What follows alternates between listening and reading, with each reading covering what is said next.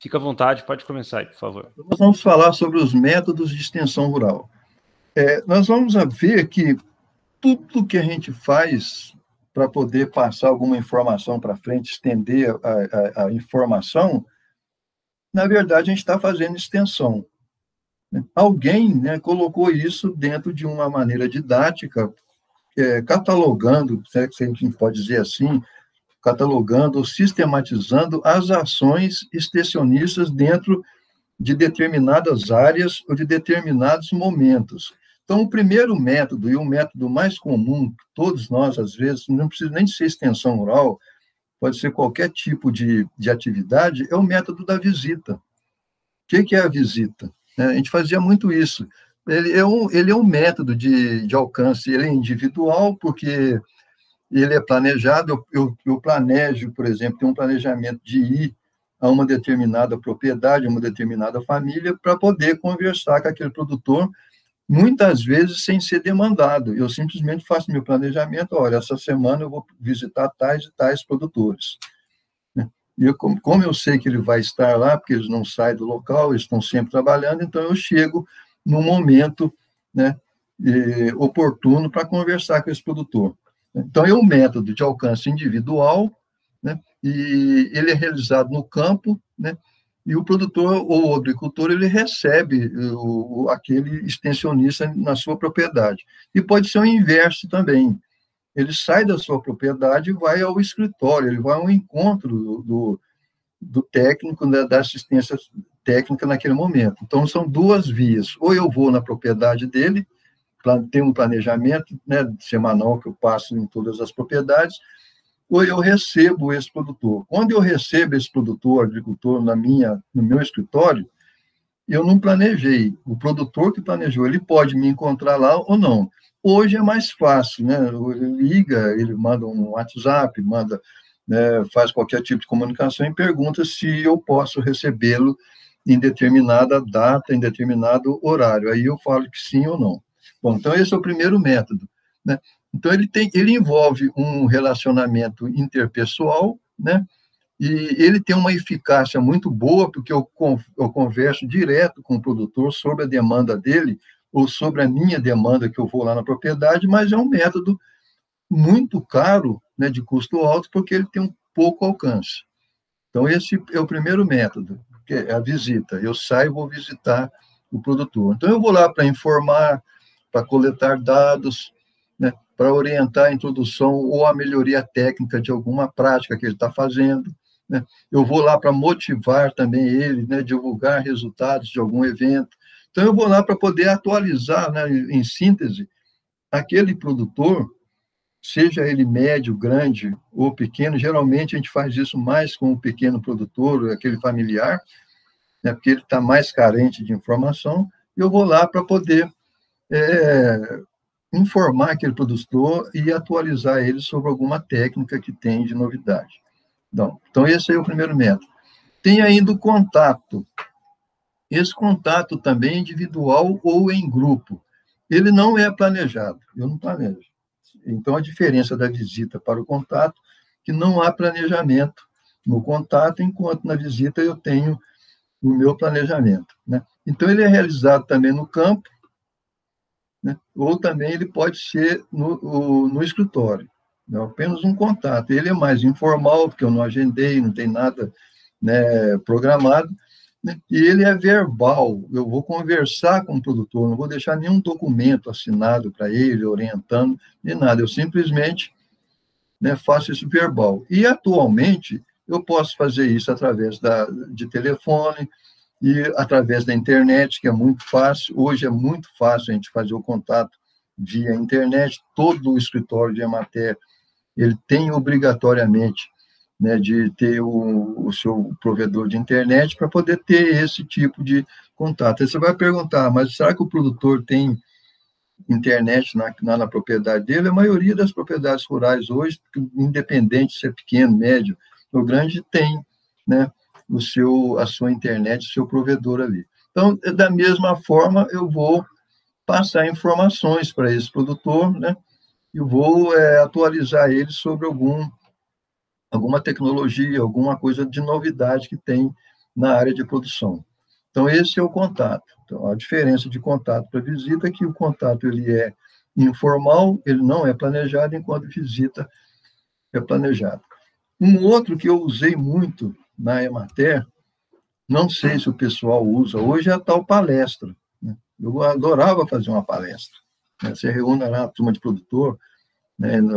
E geralmente na área dele, geralmente, na maioria das vezes, ela tinha que ser num sábado ou domingo, porque o produtor sempre tinha uma frase que chocava a gente, mas a gente tinha que aceitar, que ele não tinha tempo para poder perder com palestra, ou não tinha tempo para poder atender, para ir a uma palestra. Ele só tinha tempo no sábado ou domingo, porque durante a semana ele estava trabalhando. Quer dizer, dava a entender que a gente não estava trabalhando, né? Que a gente ficava a semana inteira, né, sem trabalhar, né, enquanto ele estava trabalhando. Por isso ele não podia atender. Mas, como não tinha outro jeito, a gente aceitava fazer essas palestras no sábado ou domingo, né, ou à noite. Né? Quantas vezes eu saí com o carro da Emater à noite para ir fazer uma palestra?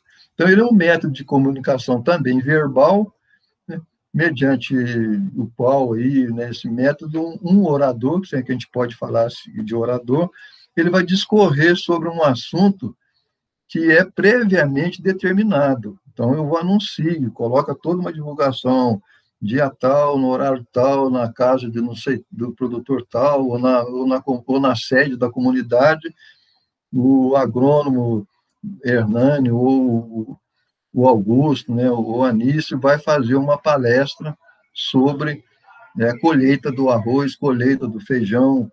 Eu tinha muitas palestras que a gente ia da turma da zootecnia para poder como fazer a capação, né, de gado, etc., descorna. Então, tinha todos esses assuntos. Aí essa palestra, ela era programada e avisada sobre o assunto para aquele pessoal ir naquele determinado local e assistir à palestra, né?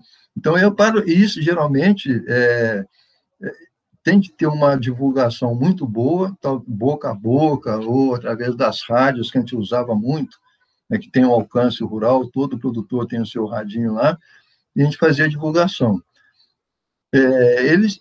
Esse método é o mais empregado que tem aí na área de extensão rural. Ele é muito empregado, não vou dizer que ele é o mais empregado, mas ele é muito empregado, né? Assim, ele tem muita utilidade.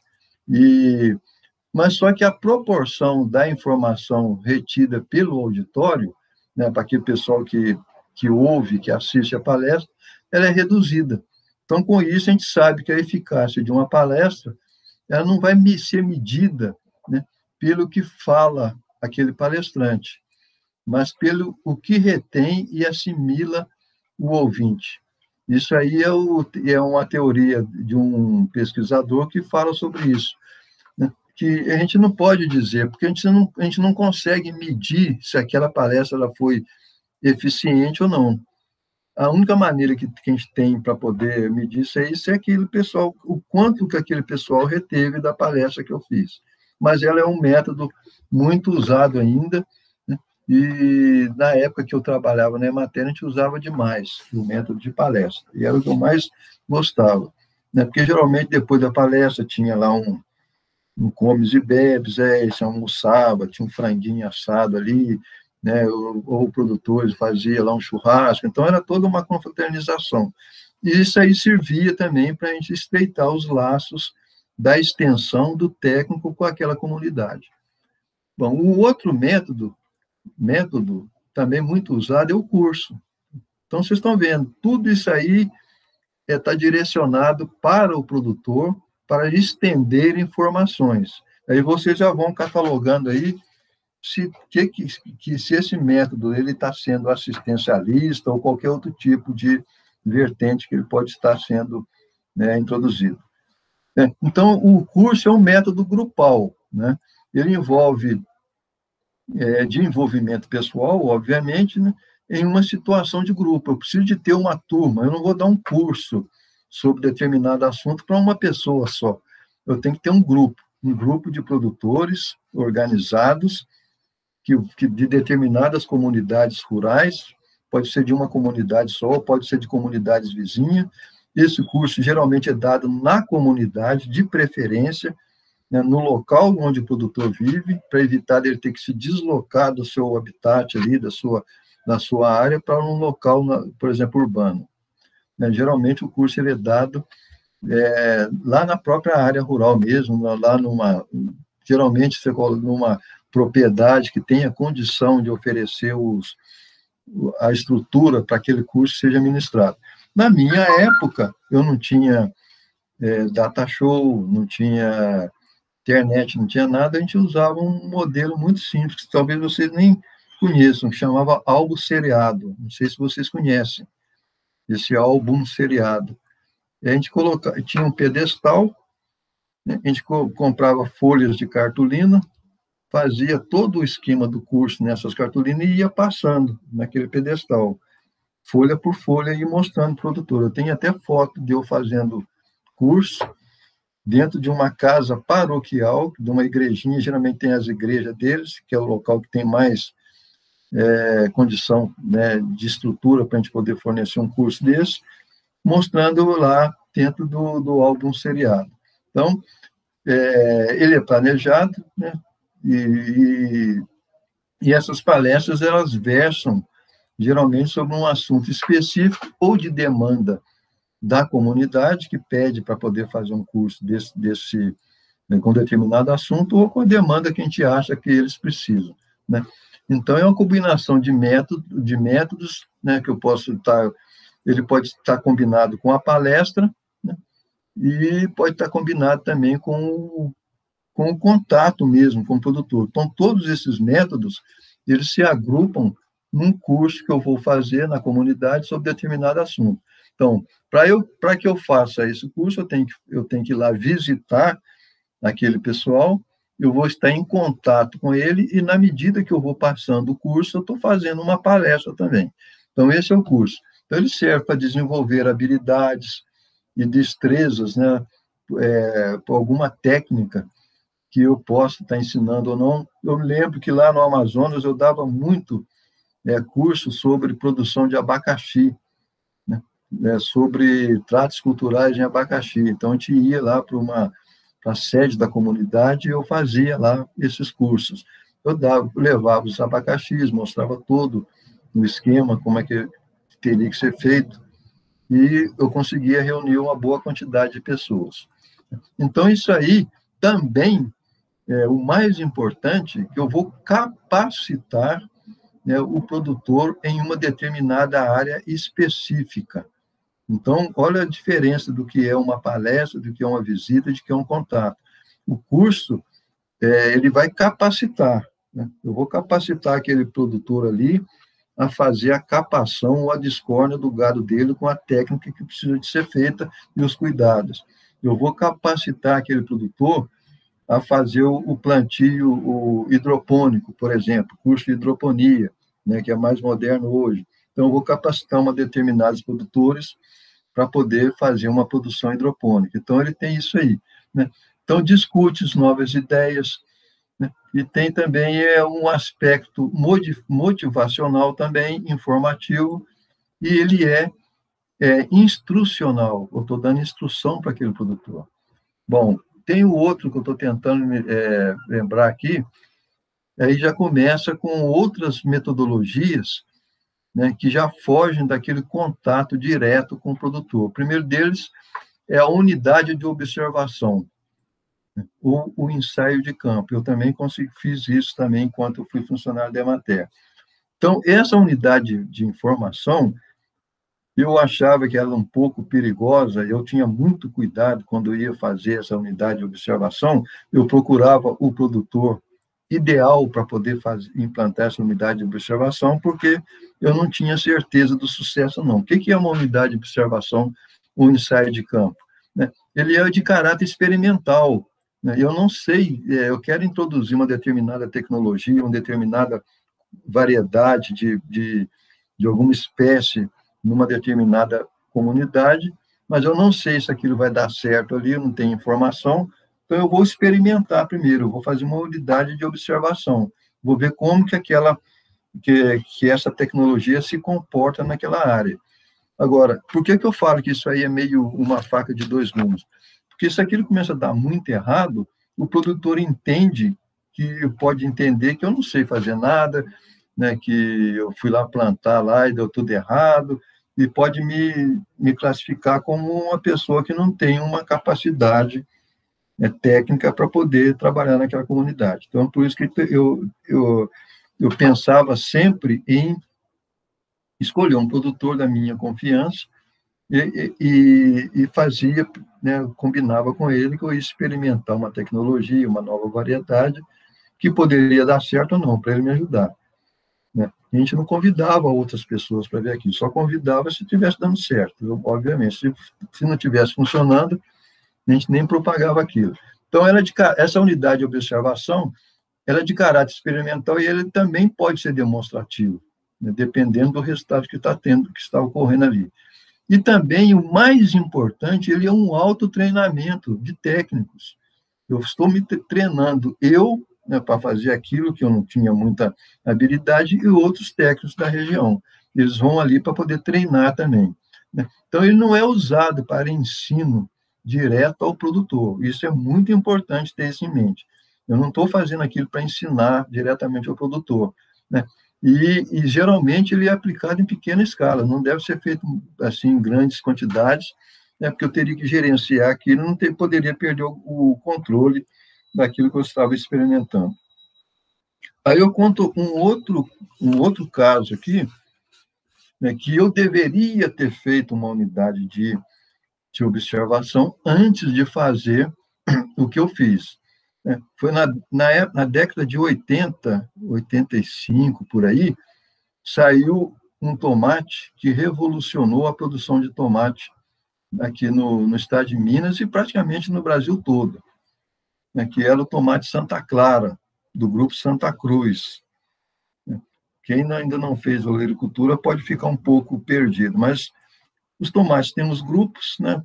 Tem o grupo Santa Cruz, tem o grupo cereja, o grupo salada, saladinha, grupo industrial, que são categorias de tomate. Esse tomate que saiu, o Santa Clara, é do grupo Santa Cruz. Até então, o tomate do grupo Santa Cruz mais plantado era o Cadá gigante, naquela época. Né? Ele era um tomate que era chamado de gigante, mas o máximo que ele pesava era 120 gramas, um fruto.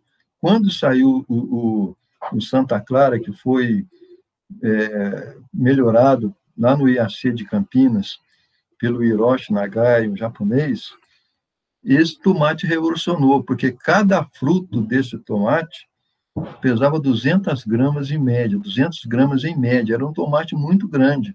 Ele era maior até que alguns tomates do grupo Saladinha.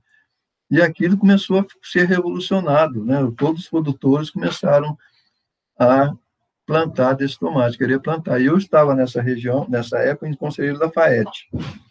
É isso mesmo, Conselheiro Lafayette. E eu resolvi que deveria plantar esse tomate lá, né? E não fiz experimentação nenhuma. E começou, e como eu tinha uma credibilidade muito grande na região, eu falei, saiu um tomate, uma variedade nova, muito melhor do que esse Cadá que nós estamos plantando aqui. Tinha o Cadá e o Ângela, que eram tomates que plantavam naquela região ali. Nós vamos começar com esse tomate aqui, que ele tem muito mais comércio. Fiz toda uma propaganda, e o pessoal foi, né? Aí, cerca de 70%, entre 60% e 70% dos produtores aceitaram o meu conselho e começaram a plantar esse tomate da primeira safra, tomate Santa Clara, IAC Santa Clara, e 5.100, né, eu lembro até hoje. Passou um tempo, fez o plantio, fez tudo, né, tudo, preparou o solo, tudo muito, muito tranquilo. Quando chegou a época dos frutos começaram a sair, começaram a querer amadurecer, começou a chegar produtor lá na minha sala, mostrando os tomates, falando, olha, está dando isso aqui no tomate, está todo fruto, nós estamos perdendo tudo. E me mostrava os frutos, que tinham uma mancha preta no fundo do tomate. Aí eu não sabia o que era aquilo também, não tinha a mínima ideia de que seria aquilo. E eu não tinha a quem recorrer. Aí eu comecei a visitar o pessoal, e estavam apavorados, que a perda ia ser total. Eu chegava numa propriedade, eu lembro até hoje, o produtor já vinha, né, ansioso para poder, né, me recebendo, eu já corria na lavoura dele, aquele monte de tomate, uma folhagem espetacular, né, que parecia uma floresta, que ele enfolhava muito, mas os frutos todos com essa mancha preta embaixo, que não tinha como aquilo ser comercializado. E era muita coisa, era cerca de 80% ou mais. Eu não sabia o que era. E eu falei, olha, eu não sei o que é isso, não tenho a mínima coisa, mas eu vou procurar saber e eu volto aqui para poder a gente ver se a gente consegue atrapalhar isso, né? Liguei para o escritório regional da estrutura da Emater para conversar com o coordenador regional de olericultura. Aí ele falou, né, como é que é o sintoma? Eu falava, porque não tinha nem como mandar foto, não tinha internet, não tinha essas coisas. Eu falava, está acontecendo isso, isso, isso. Eu falei, eu acho que pode ser isso. Aquilo eu ficava assim, mas você não tem que achar, você tem que me orientar. Achar também eu acho um monte de coisa, mas eu tenho que esclarecer isso com o produtor. Mas eu tenho que fazer uma visita aí para ver. Então, vem amanhã, vem hoje, vem agora, que eu estou numa situação complicada aqui. Como é que eu faço com o produtor? Eles vão perder, né? Eles estão perdendo tudo, e a culpa é minha, porque eu que orientei. Aí, no outro dia, ele chegou lá, aí eu fui na primeira propriedade mais perto, ele chegou lá, olhou, também não sabia o que era. Ficou aquele achismo, né? Aí eu vou voltar lá para a sede e eu te dou uma resposta. Se aguenta aí, vai segurando aí.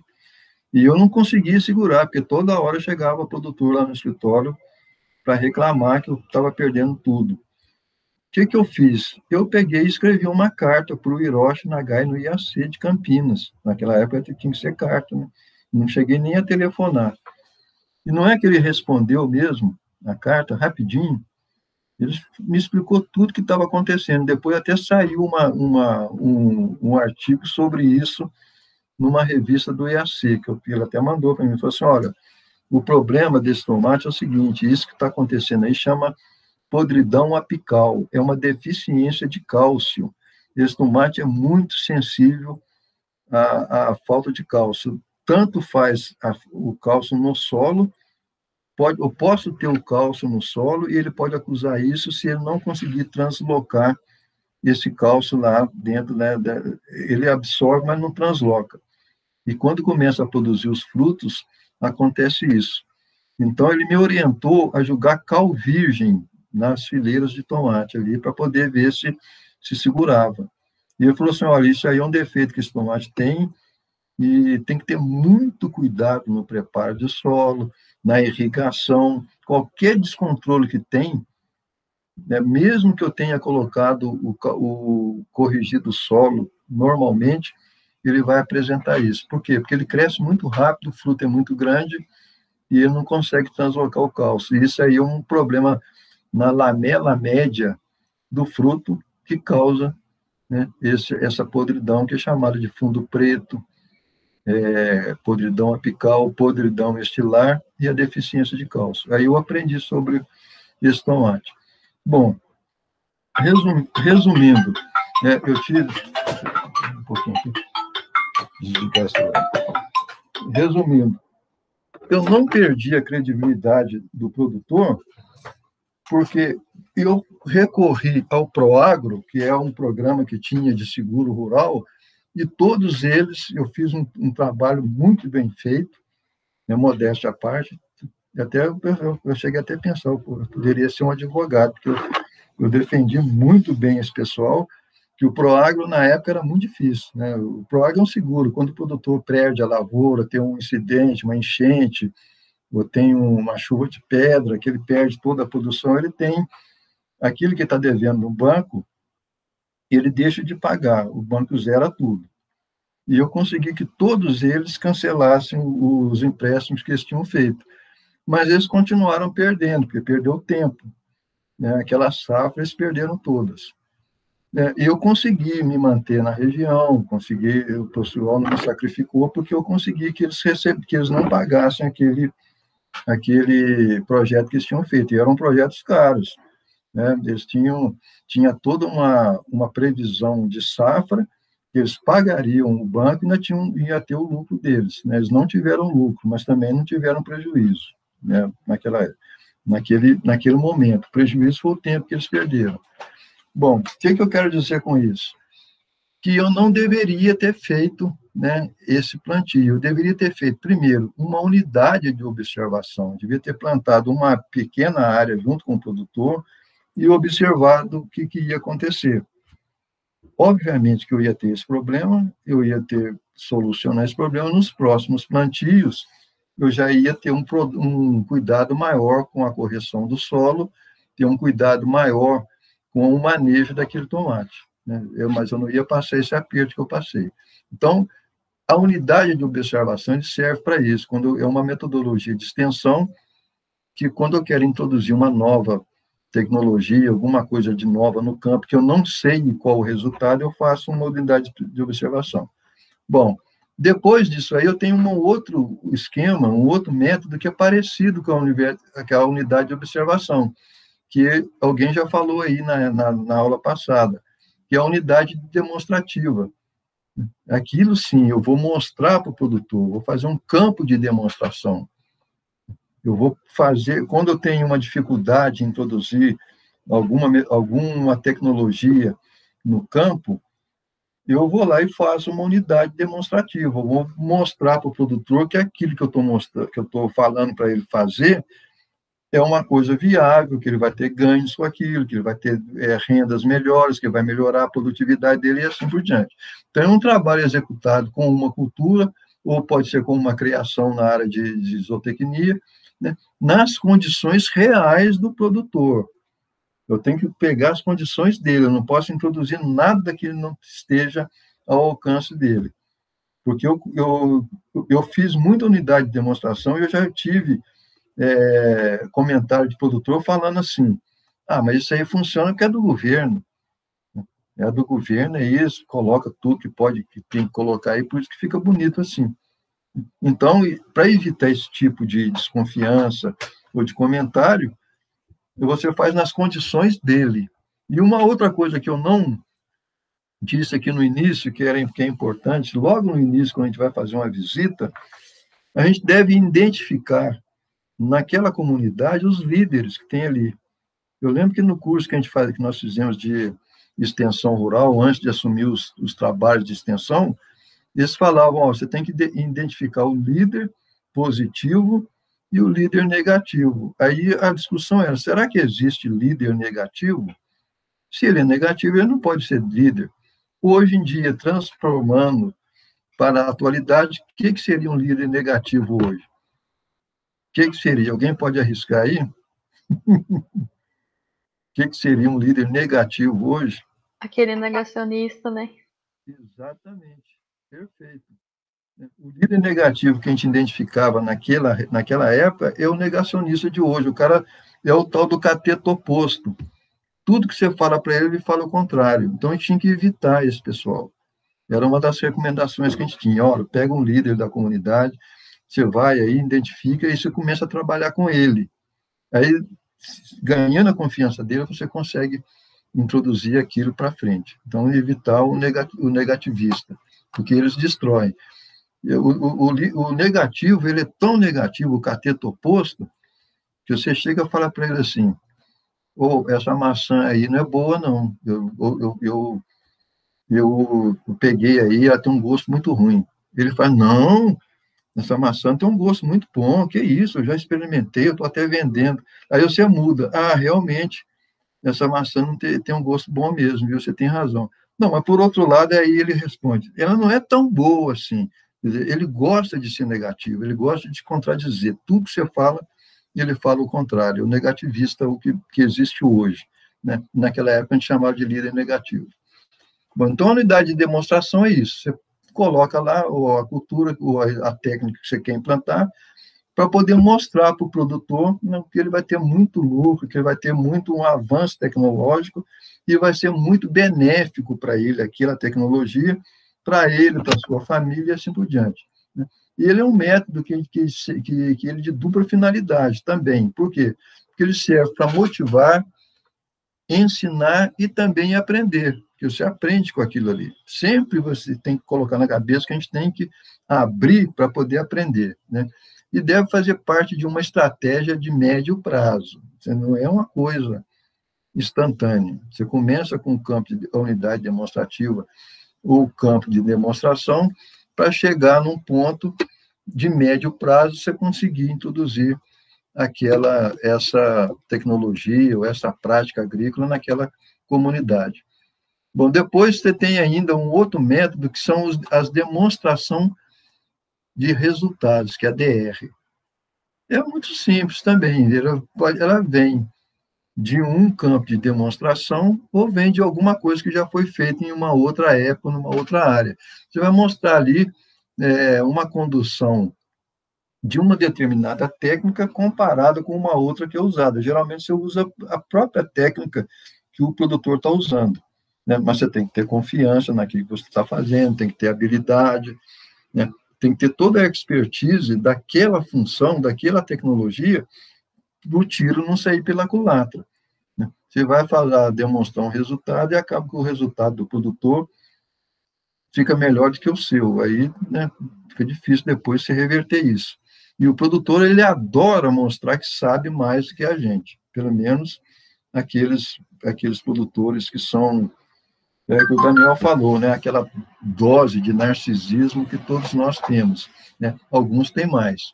Então, isso aí, demonstração de resultado, a DR, né, é a condução e comparação com uma testemunha de uma mais prática agrícola que eu quero colocar numa determinada propriedade rural, ou numa comunidade, ou numa área que eu estou trabalhando a extensão.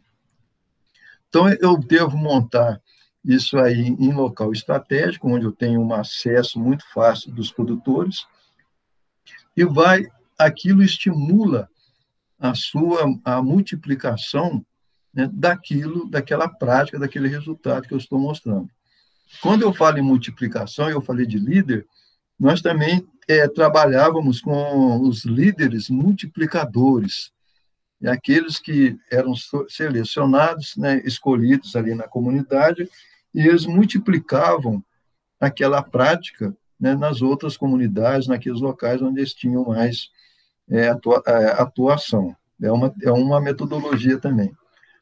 Tem também a propriedade demonstrativa, que aí está mais próximo do campo de demonstração.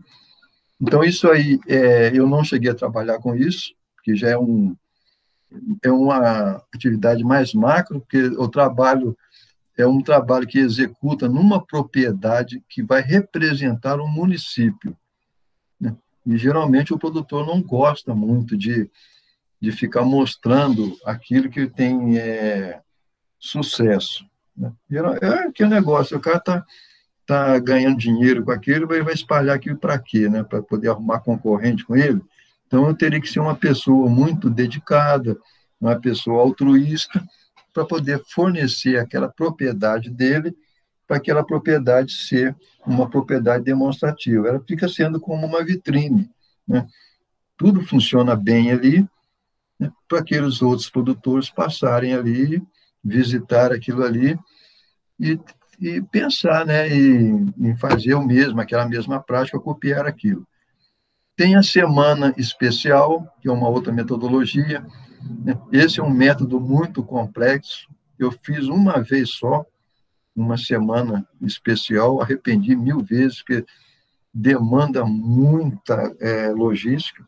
Eu podia até ter chamado o Pazuello na época para me ajudar na logística lá, né? Porque aí o desastre ia ser total ou não, né? Porque ele é o mestre da logística, né? Então, essa semana precisa de uma logística muito grande, porque ele é bem complexo, né? E tem atenção que é dirigida a um público em geral, né? Não tem uma exclusividade, né? E tem várias atuações, né? Várias modalidades de trabalhos que eu vou colocar ali, de técnicas que eu vou demonstrar.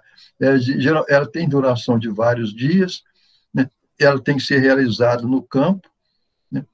Pode ser na cidade, mas é preferível que seja no campo, lá onde o produtor tem mais acesso, mas nada impede que seja na cidade, e vai permitir isso aí a conjugação de vários métodos, né? Porque eu estou trabalhando com uma semana, né, especial sobre determinado assunto ou determinados assuntos, onde eu vou ter palestras, vou ter excursões em propriedades na região, eu vou ter visitas a campos de demonstração.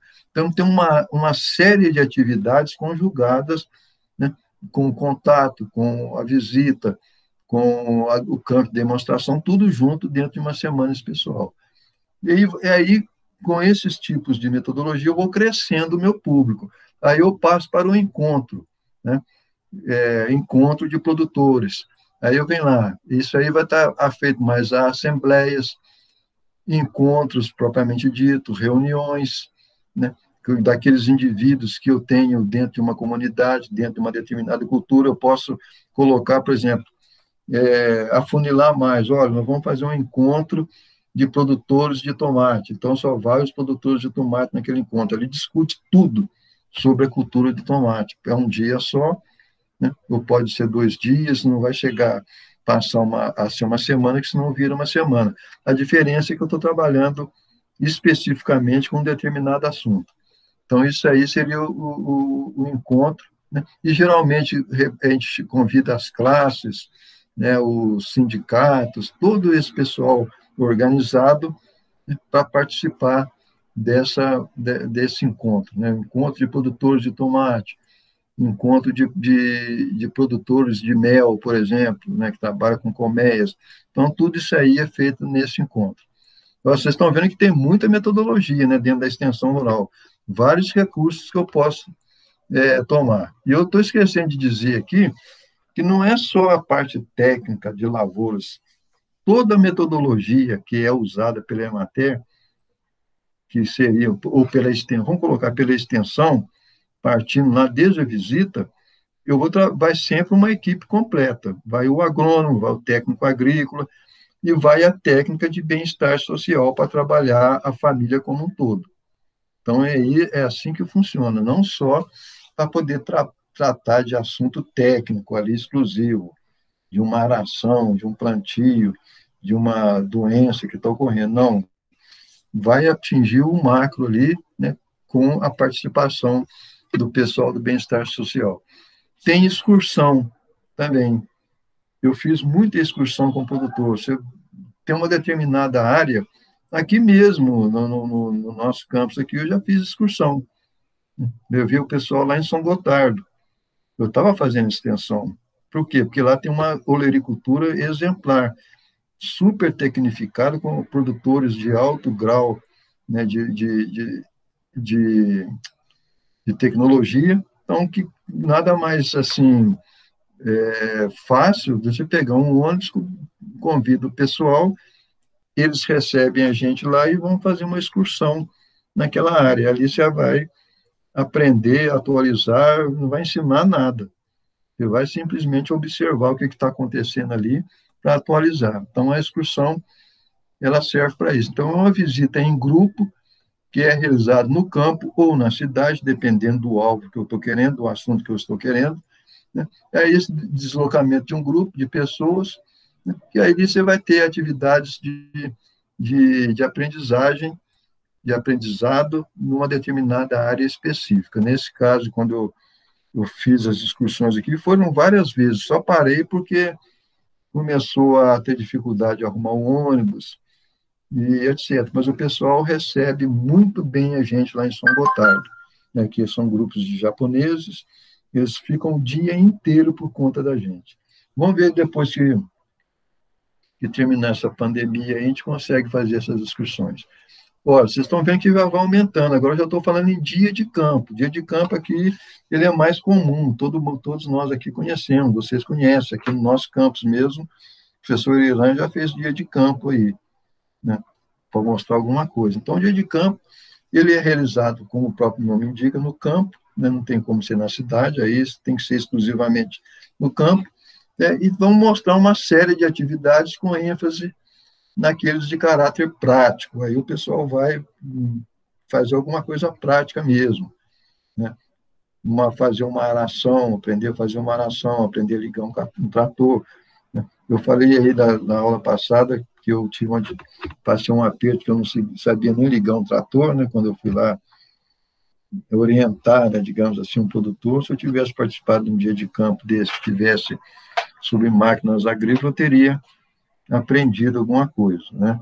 Então, o dia de campo serve para isso. Ele é um método grupal, ele é composto de fases ou estações, você já deve conhecer isso, aquelas estações, ali é uma estação de irrigação, ali só o pessoal mostra irrigação, ali, no caso, na área de bem-estar social, uma estação onde vai mostrar como se processa um tipo de alimentação, né, para as donas de casa ali, as esposas dos agricultores, mostrar algum tipo de a nutrição, relacionado com nutrição, relacionado com cuidados com os recém-nascidos e assim por diante. Então, tem as estações onde você vai passando em cada uma daquilo que é de seu interesse. É um método muito bom, né, de extensão rural, onde você vai combinar os 3 princípios que são essenciais, né, na aprendizagem, que é o ver, você vai olhar aquilo ali, você vai ouvir as instruções e vai fazer. Então, são esses 3 princípios essenciais quando você quer aprender uma determinada coisa, né? No caso aqui, uma determinada prática. Você tem que ver, você tem que ouvir e tem que fazer aquilo. Bom, o próximo método aqui, de extensão, seria a reunião. Como o próprio nome indica, você vai reunir, vocês estão sempre vendo que o meu público sempre é o produtor rural. E nessa reunião eu vou tratar de assuntos relativos ao dia a dia do produtor. Nessas reuniões eu posso levar outros tipos de profissionais, como médicos, como nutricionistas, né? Algum com as suas habilidades, com as suas expertises, para poder fazer uma reunião com o produtor. Ou também faz uma reunião para deliberar sobre algum assunto que está, por exemplo, afligindo aquela comunidade, né? Eles querem, por exemplo, ter alguma coisa melhor lá, colocar um posto de saúde, colocar uma escola, alguma coisa assim, então você faz uma reunião com eles. Então, vocês estão vendo que a extensão rural ela é um trabalho de envolvimento do produtor, do público, onde você, com as suas condições que você tem, né, de poder promover alguma coisa naquele local, você vai trabalhar com aquele produtor, em qualquer situação, em qualquer atividade. Eu tive colegas, né, de extensionistas que viraram prefeitos de cidades onde eles trabalharam. Então, foi assim, o trabalho deles foi tão significativo que eles candidataram a prefeito lá e ganharam fácil. Por quê? Porque eles estavam atuando, né, para o bem-estar daquela comunidade, para o progresso daquela região. Então, outros viraram vereadores, prefeitos, subprefeitos, e assim por diante, porque o trabalho é diretamente com o público, lá na linha de frente, entendendo o que aquele produtor precisa, entendendo as suas dificuldades e tendendo a agir de maneira a minimizar, mitigar aquilo que está afligindo naquele momento. Bom, aí você tem a reunião para esse tipo de comportamento. Vem ainda a exposição educativa. Então, ele é um método, a exposição educativa, ele é um método completo e também muito eficiente. Ele vai possibilitar o uso simultâneo de diferentes meios de comunicação, né, sempre envolvendo um determinado público, né, num determinado local, com um determinado assunto, né? Aí, demonstração de técnicas, que é a DT. Você vai mostrar técnicas, várias técnicas, ligar um trator, fazer uma aração, fazer um plantio, regular uma plantadeira, regular um sistema de irrigação, né? Mostrar, por exemplo, quais os melhores sistemas de irrigação que tem para aquele tipo de plantio, quais as melhores sementes, quais as melhores variedades, quais as melhores épocas de plantio. Então, tudo isso aí está tendo uma demonstração técnica, né? Você vai trabalhar com o produtor, né? Com aquela comunidade. Oficina, né? Quem gosta de fazer muita oficina aqui no campus aqui é a professora Leila, né? Oficina disso, oficina daquilo. E a gente faz isso na extensão rural também, né? Então, é um contato, ele é interpessoal, com pequenos grupos, onde aqueles pequenos grupos vão trabalhar num determinado assunto, que é chamado de oficina. Então, tem vários. Você vai selecionar aquilo que é de mais interesse para aquela comunidade. Tem o fórum ainda, que ele já é mais teórico, assim, mais avançado, né? Então, aí já é com uma reunião com diferentes públicos, aí você tem agricultores, técnicos e também especialistas que vão conversar ou discutir sobre um determinado assunto. Tudo isso aí, né, dentro da metodologia de extensão. Aí, nesse fórum, você vai aprofundar algum diagnóstico de conhecimento ou conhecimento sobre um problema técnico. Então, você faz um fórum para discutir sobre aquilo. Digamos aí que esse problema de tomate que estava acontecendo naquela comunidade, que ninguém soubesse o que era aquilo. Poderia fazer um fórum para poder discutir especificamente aquele assunto. Sempre sai uma solução, né, nesse fórum. A gente usa muito fórum hoje, via internet. Você está aí com um problema que você não está querendo resolver, você entra na internet, digita lá, tem um fórum sobre aquilo. Aí várias pessoas falam das suas experiências e você acaba solucionando aquele problema que está acontecendo especificamente no seu caso. Então, o fórum serve para isso. Mesa redonda, né, também é um debate, aí já é um debate entre técnicos ou especialistas que são conhecedores de um determinado tema, com a participação depois do público, e esse público pode ser os produtores rurais. Então, essa é a mesa redonda. Reúne-se os especialistas ali, discute um determinado assunto, chega num consenso ou não, aí chama o público para poder participar daquilo ali. Bom, pessoal, o que eu tinha para passar de uma maneira bem rápida para vocês são esse tipo de metodologia. Eu não preparei o material para disponibilizar para vocês, mas eu não posso preparar dependendo do interesse que vocês tiverem e depois disponibilizar, porque é muito simples, né? Posso fazer uma chave para quais são os métodos, né, qual a característica de cada um e quando ele deve ser aplicado, né, nesse caso. E para poder finalizar, a gente pode resumir que todos esses métodos eles procuram o alvo, o produtor rural, né, ou a comunidade como um todo, e todos aqueles que naquele meio ali têm uma atividade de produção de alimentos dentro de uma área rural. A maioria deles, esses métodos, eles são motivacionais e informativos. E no momento que eu estou motivando o produtor a alguma determinada atitude, eu estou informando para ele também, né, algo que ele ainda não, supostamente, né, se é que eu tenho que dizer assim, ele ainda não conhece ou ainda não domina 100%. E sempre com o objetivo que ele melhore as suas condições, né, as suas condições atuais, sempre progredindo para uma condição melhor do que aquela. Um outro detalhe que é importante, a gente nunca deve achar que está chegando numa comunidade, né, achando que vai melhorar aquele produtor se ele fizer de uma determinada maneira. Vou dar um exemplo. Às vezes ele está produzindo 300 quilos de feijão por hectare. Eu acho, na minha cabeça, eu penso, se ele começar a produzir 600 quilos por hectare, vai ser ótimo para ele. Será que vai ser? Será que ele não está satisfeito com aquilo que ele está produzindo, nas condições que ele produz? Então, isso aí é uma coisa também que a gente tem que pensar, e eu tive muito problema com isso.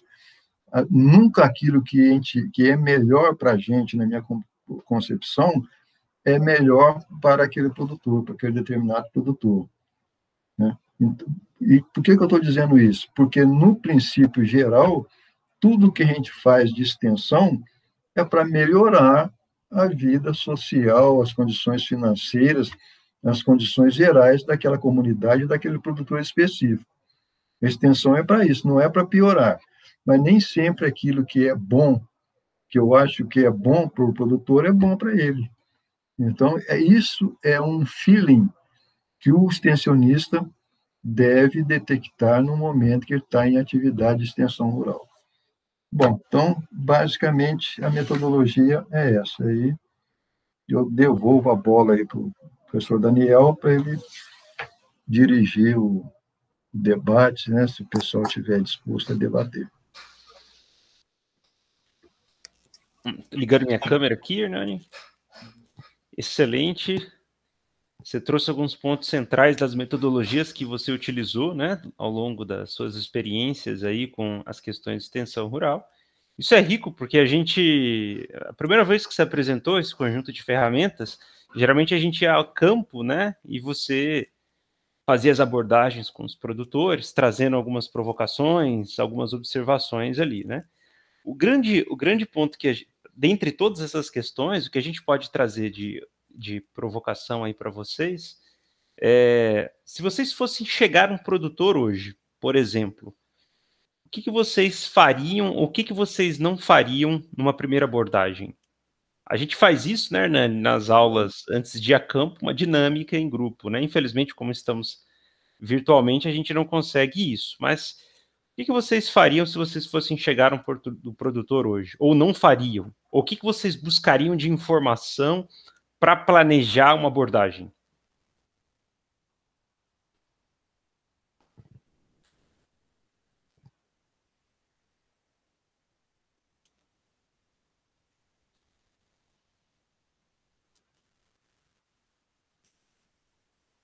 Um produtor só ou uma comunidade?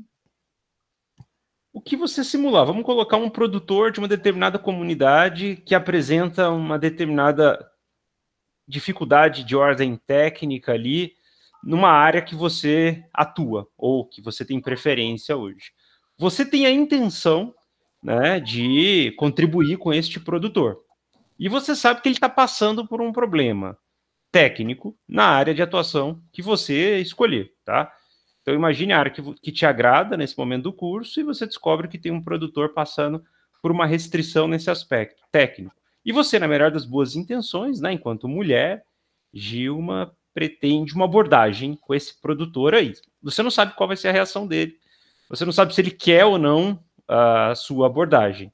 Mas a sua intenção, nesse momento, é estabelecer um diálogo. O que você considera importante para esse primeiro passo aí? O que deve ser considerado, na sua opinião? O professor Hernani trouxe um conjunto de técnicas e estratégias que são utilizadas, principalmente, né, Hernani, quando se trata de grupos de produtores, no caminho ali de tentar contribuir nesse processo de aprendizado. A minha pergunta agora é anterior. Primeiro contato, tete a tete. E aí? O que vocês consideram relevantes ou importantes ou que deve ser considerado numa primeira abordagem? Eu, no primeiro momento, eu deixaria que o produto me apresentaria e deixaria que o produtor relatasse o que ele viu.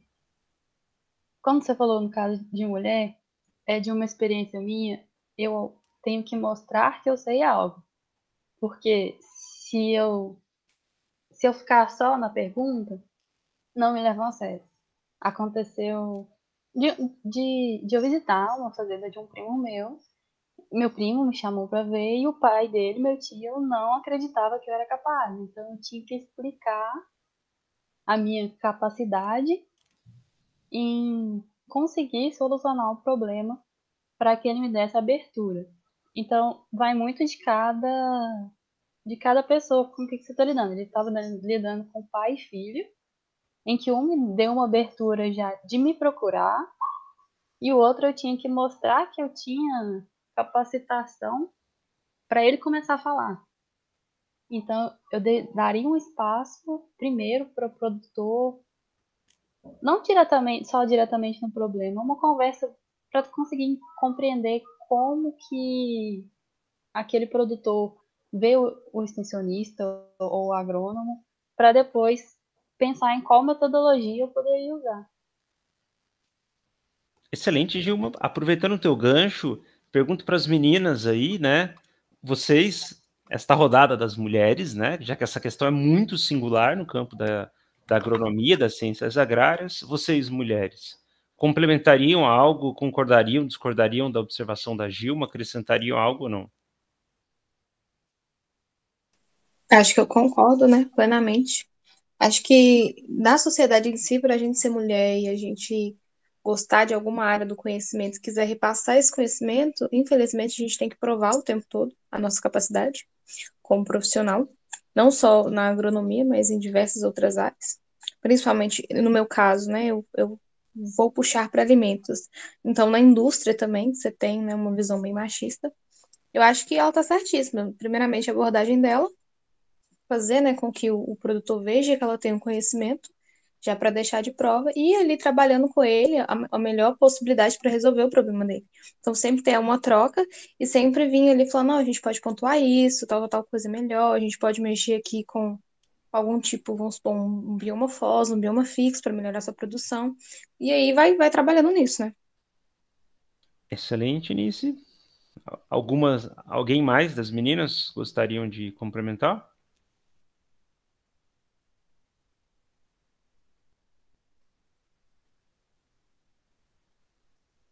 Beleza.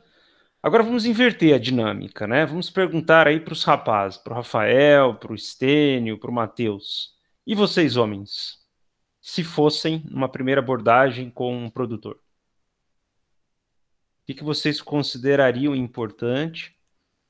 Se vocês quiserem também comentar o caso das meninas, se vocês concordam ou não com essa proposta, né, de reflexão que elas estão trazendo.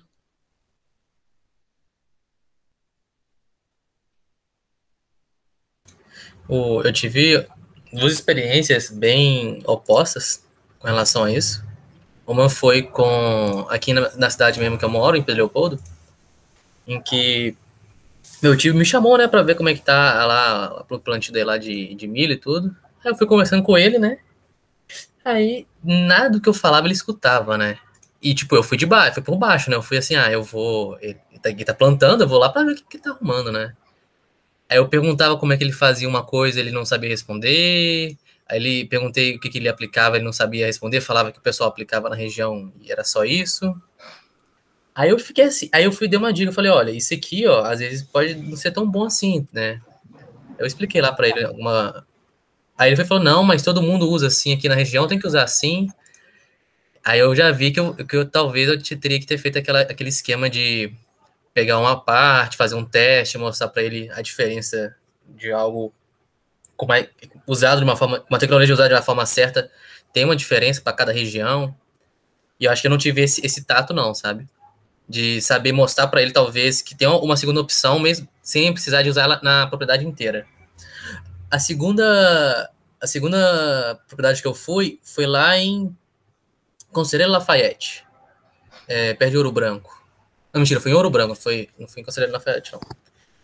Eu fui na casa de um amigo meu, ele tinha um sítio, nós fomos no sítio depois, e nesse sítio tinha um vizinho lá que ele me conhecia, ele sabia que que eu fazia agronomia.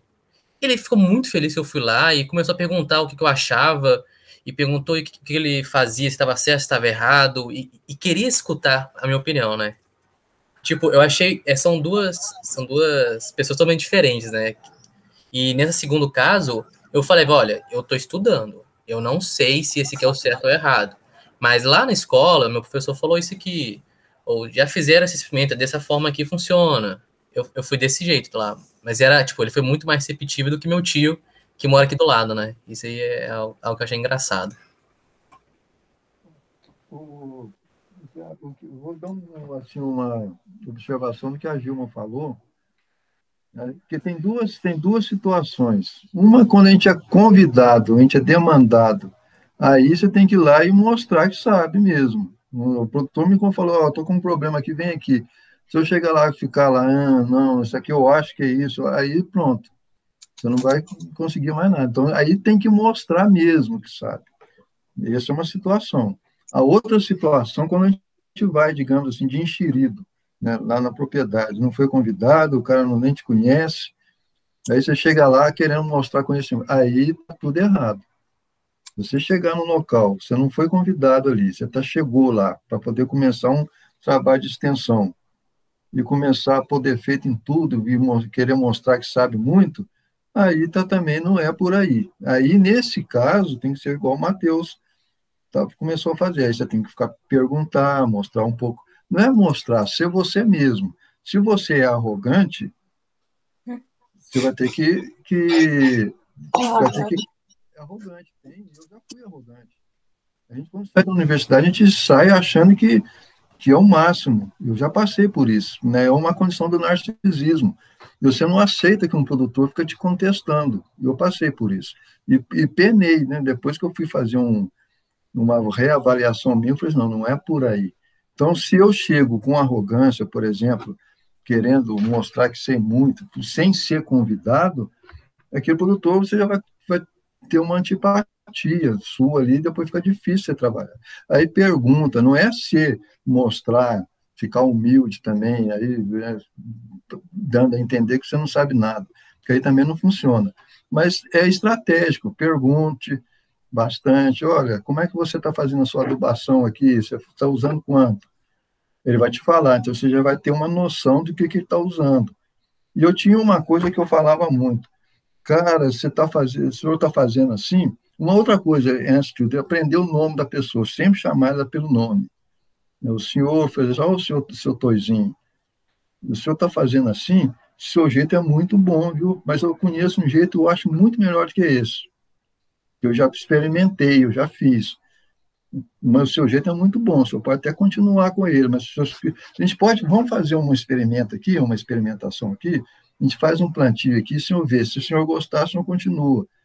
Se o senhor não gostar, aí o senhor continua com o seu mesmo, que também é muito bom.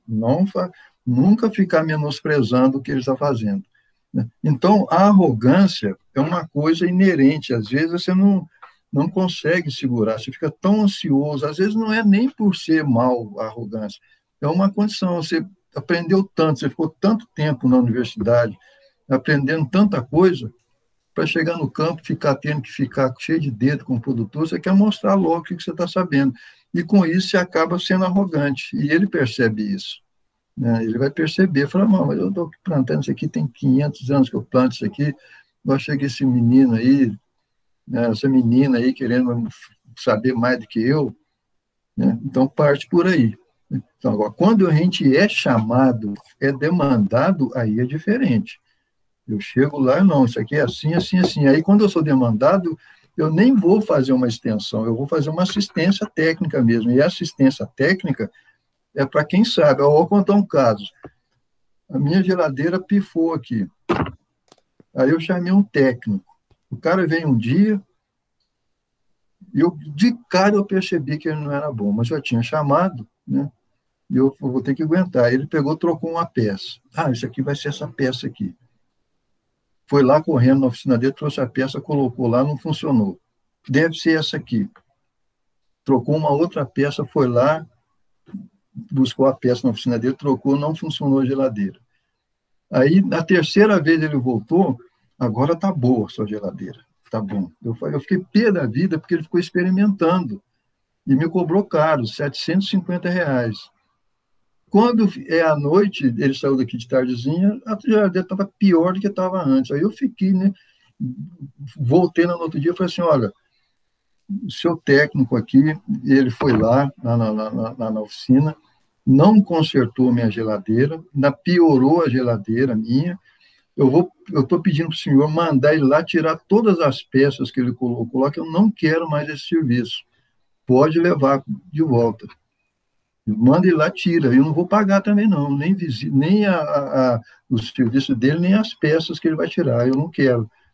Aí o cara foi lá, pia da vida, voltou aqui em casa, tirou as peças tudo xingando. Aí eu fiquei quieto. Falei, cara, você não consertou. Agora, o que eu estou querendo dizer com isso? Que ele veio por demanda. Eu chamei ele para vir aqui. Então, ele veio, tinha que resolver o problema. Eu tinha que mostrar que sabia, porque eu chamei ele confiando no trabalho dele. É a mesma coisa da gente. Se você está no seu escritório, você recebeu um telefonema, vem aqui que eu estou com um problema aqui. Você está indo lá para resolver o problema dele, então tem que mostrar conhecimento. Agora, como que a gente disfarça se a gente não sabe naquele momento? Eu usava uma estratégia. Olha, seu problema aqui é meio complicado, eu não vou conseguir resolver agora, não. Eu vou levar lá para o escritório, vou estudar, depois eu volto aqui e te dou uma solução. Pronto. Você não precisa de falar para ele, porque o tal de chutar para poder mostrar conhecimento é uma tendência que a gente tem também. Você dá um chute lá para poder, né, mostrar que sabe, e aquilo às vezes está tudo errado. E eu conto um caso também.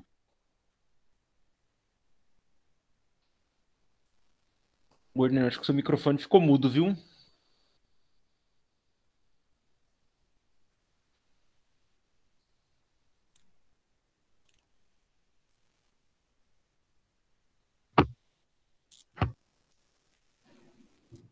Aí voltou agora, né? Voltou. Isso aqui eu encontro com um colega meu, aqui, o Virgílio, que nós trabalhamos na Emater, e aí a gente começa a contar os nossos casos que aconteceu. E ele conta um caso que aconteceu com ele, que ele foi numa propriedade, a gente trabalhava em escritório próximos, né? E o produtor perguntou um negócio para ele, e ele não sabia, e ele deu uma instrução, mas tudo no chute. E ele ficou desesperado. Aí, ele contando isso, a gente morre de rir. Aí ele ficou doido para ir embora, né? Doido para acabar aquilo ali, para ir embora. Correu, voltou no escritório, foi ver o que ele, né, pegar as anotações dele e viu que estava tudo errado que ele tinha falado do cara. Ele ficou desesperado. Ele disse que não dormiu na noite naquele dia. Cedinho, ele pegou o cara da Emater e correu lá naquela propriedade que ele tinha dado a instrução, doido, pensando, se esse produtor fez isso que eu mandei ele fazer, eu vou ter que pegar minha malinha e ir embora daqui, porque vai estar tudo errado. Ele chegou lá e perguntou, o senhor já fez aquele procedimento aí? Né? Apavorado, o cara, não, vou esperar aqui meu sobrinho chegar, que nós vamos começar, talvez na parte da tarde. Aí ele falou, não faz esse não. Esse aí é bom, mas eu consegui um outro muito melhor para o senhor. O senhor faz esse aqui é melhor do que esse. Quer dizer, ele salvou ainda, né? Porque o cara não tinha feito. Ele voltou lá e a gente dava risada, porque e se o cara tivesse começado a fazer o que ele mandou? Tudo por quê? Porque ele não teve a estratégia de falar, puto, ele não vai falar, não sei isso não. Ele fala assim, olha, eu saí o seu caso é complicado. Gordon, ficou mudo novamente, acho que é o seu microfone. Aí eu vou voltar no escritório, depois da manhã ou amanhã eu volto aqui e trago uma solução para o senhor. Pronto, está resolvido. Eu não tinha o conhecimento na hora, mas também o produtor não ficou sabendo isso, porque eu fui lá por demanda. Ele me chamou lá, eu tinha que ir lá para resolver. Agora, se eu não conseguir resolver mesmo, aí sim, chega e fala, olha, eu não consegui resolver seu problema, não sei o que está acontecendo, então, mas eu vou continuar estudando para poder ver o que é. Agora, por outro lado, quando vai, né, sem ser convidado, aí você tem que ter toda uma estratégia para poder não mostrar arrogância. E a arrogância é uma coisa que o produtor sente. Às vezes, uma condenação que você faz de alguma coisa que ele está fazendo, sem a menor intenção de menosprezar o que ele está fazendo, ele entende aquilo como uma ofensa. E eu me colocando no lugar dele, é a tal da empatia, eu também ia ficar meio pé da vida se alguém... Eu estou fazendo uma coisa aqui há 200 anos, chega uma pessoa que, isso aí está errado, isso não é assim não, o certo é assim, ó. Eu falo assim, você vai fazer do seu jeito aí, deixa que eu faço do meu, não quero vir as costas para aquela pessoa, nem quero ouvir mais. Então tem muita coisa de sutileza que a gente aprende com o tempo. Eu dei muita mancada na época que eu comecei, porque é comum, você está saindo da universidade, novinho, né? Doido para mostrar conhecimento, querendo, com a intenção de contribuir, e acaba passando os limites. E isso a gente vai aprendendo com o tempo. E esse ponto, né, que você trouxe, é interessante que o nosso esforço na disciplina basicamente não é passar, olha, qual o caminho correto para se fazer, para se ter uma intervenção extensionista, né? Infelizmente, a gente não tem uma fórmula. Por tratar de seres humanos, o nosso desafio aqui é muito em apontar alguns cuidados, algumas observações que devem ser tomadas. Mas como cada indivíduo é único, isso se torna, de uma certa forma, uma arte. Então, o grande esforço que a gente sempre brinca, o professor Hernani traz esses vários exemplos, é para mostrar o seguinte: olha, vocês têm que se preocupar com isso. E se preocupar com cada relação como um processo singular, o que torna muito difícil esse trabalho. Então, por exemplo, o que vocês, mulheres, trouxeram é muito interessante, ainda que seja muito problemático. Só o fato de vocês serem mulheres no contexto das ciências agrárias, isso já coloca barreiras em grande parte das áreas que, quando vocês, mulheres, forem trazer um determinado ponto, vocês podem vir a sofrer uma resistência maior do que um homem. Isso acontece da mesma forma com a questão de raça, por exemplo. Então, por exemplo, uma pessoa branca, loira, de olho azul, ela tem, infelizmente, ainda uma credibilidade sobre o que ela fala muito maior do que uma pessoa negra numa sociedade como a nossa. Então, assim, o desafio do posicionamento é muito grande. A gente vai ter aula sobre racismo, que a gente vai, inclusive, explorar isso, né, Hernani? Então, assim, esse é um problema. Compreender essa realidade social, que ela não é objetiva, que ela não é neutra, é o primeiro passo para tentar sobreviver. E a área de agrárias, ela conhece muito bem essa psicologia, muito bem. Por exemplo, por que tem empresas de representantes comerciais de máquinas agrícolas, por exemplo, que colocam só agrônomas que seguem um determinado padrão estético convencional de beleza? Por que em feiras agropecuárias, geralmente as figuras que estão apresentando um determinado produto ou que são promoters, geralmente são mulheres, né? Agora, claro que, porque em algumas determinadas áreas técnicas de grandes multinacionais, a figura de um homem como um agrônomo, como um engenheiro florestal, tem um peso maior. Então, esses são desafios do campo que vocês, mulheres, estão um passo atrás, né? Ou seja, vocês têm que quebrar mais pedras do que os homens de modo geral. E se vocês forem negros, então, né, Hernani, o processo, então, ainda que as coisas estão mudando, é um processo que a primeira coisa que a gente vai brincar nas aulas, né, sobre racismo, é você dizer que você não é o porteiro ou o motorista, né, Hernani? Então, isso é muito sério. Isso. Isso é eu vou contar os causos, né?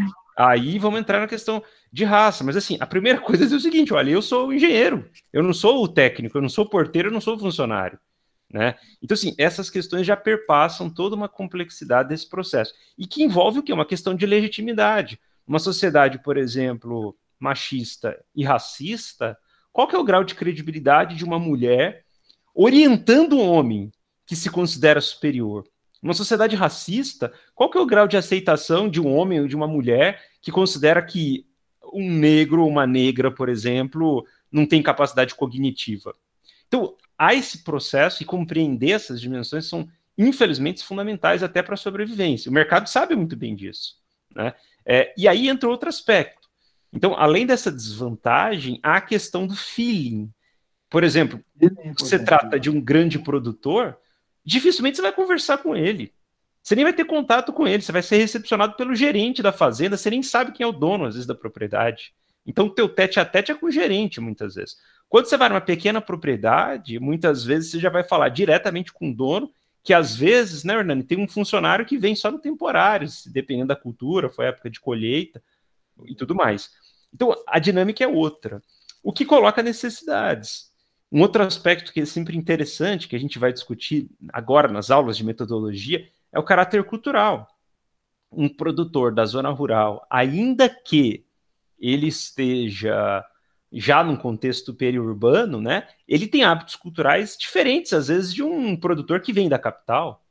Então, uma coisa que eu sempre brinco, né, com o Hernani e tal, que a gente fala, quando uma pessoa da zona rural, tradicionalmente, te convida para tomar um café, ela não está te convidando. Isso não é um convite. O que acontece quando uma pessoa fala, vamos tomar um café comigo? Qual que é a resposta? Qual que é a resposta da zona urbana? Quando alguém fala, servido, vamos almoçar? O que você fala? Clássico, né? Não, obrigada. Muito obrigado, agradeço. A educação é o quê? É rejeitar o convite para ser convidado 2, 3 vezes e depois aceitar. Né? Os toques de etiquetas da sociedade é muito isso, né? Ah, você aceita um cafezinho? Não, obrigado, tal. Não, por gentileza, um cafezinho. Ah, não. Ah, então tá bom, tal. Agora, vai no contexto rural, que as relações afetivas muitas vezes são diferentes, e a pessoa te oferece um café. E você fala, muito obrigado, agradeço.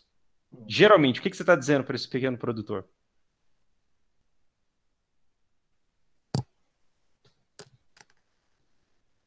Acho que ele vai se sentir ofendido, né? Tipo, pô, você não quer meu cafezinho? A minha casa é simples, o copo está sujo, o meu café é de qualidade inferior, porque você da capital toma café melhor?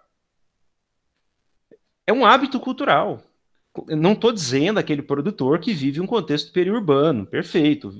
Eu estou dizendo aquele produtor muitas vezes rural. Eu tenho um amigo, eu não sei se eu já te contei essa, Hernani, mas contando para vocês, que o pai dele foi prefeito numa pequena cidade aqui de Minas Gerais, né? E na campanha eleitoral, a cidade tinha lá 2.500 habitantes. Ele falava que o horror da campanha era o café. Porque ele visitava 2.000 pessoas na cidade e num dia que ele visitava 40 famílias, ele tinha que tomar 40 cafés. Essa era a brincadeira. Como um bom político. Ele tinha que tomar 40 cafés. Quando chegava no final do dia, ele já estava com os olhos desse tamanho, quase cheirado, já não aguentava mais café. Né? Mas ele sabia que se ele fosse na casa da dona Maria ou do seu José, fazendo campanha política, e não tomasse o café dele, isso seria uma ofensa.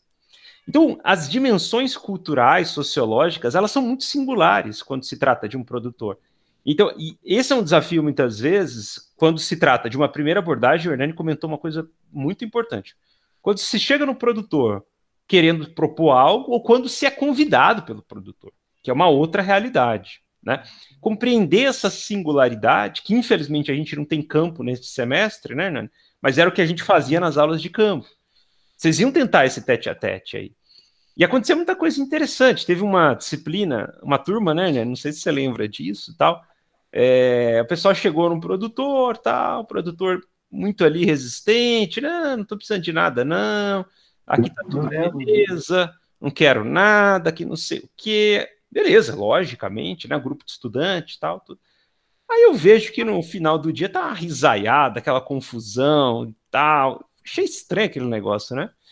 Eu fiquei com aquele negócio na cabeça. Por que eles estão rindo tanto assim? Quando eu fui ver, eles estavam bebendo cachaça com o produtor.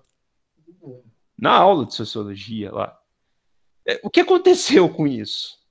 Eles criaram um elo com o produtor viu que havia uma relação ali equitativa, que não eram apenas estudantes, burguesinhos, da classe média, que falavam a mesma língua, e depois que eles tomaram cachaça, que não era permitido, obviamente, inclusive nas hortas, não é permitido o consumo de álcool, isso mudou completamente a relação.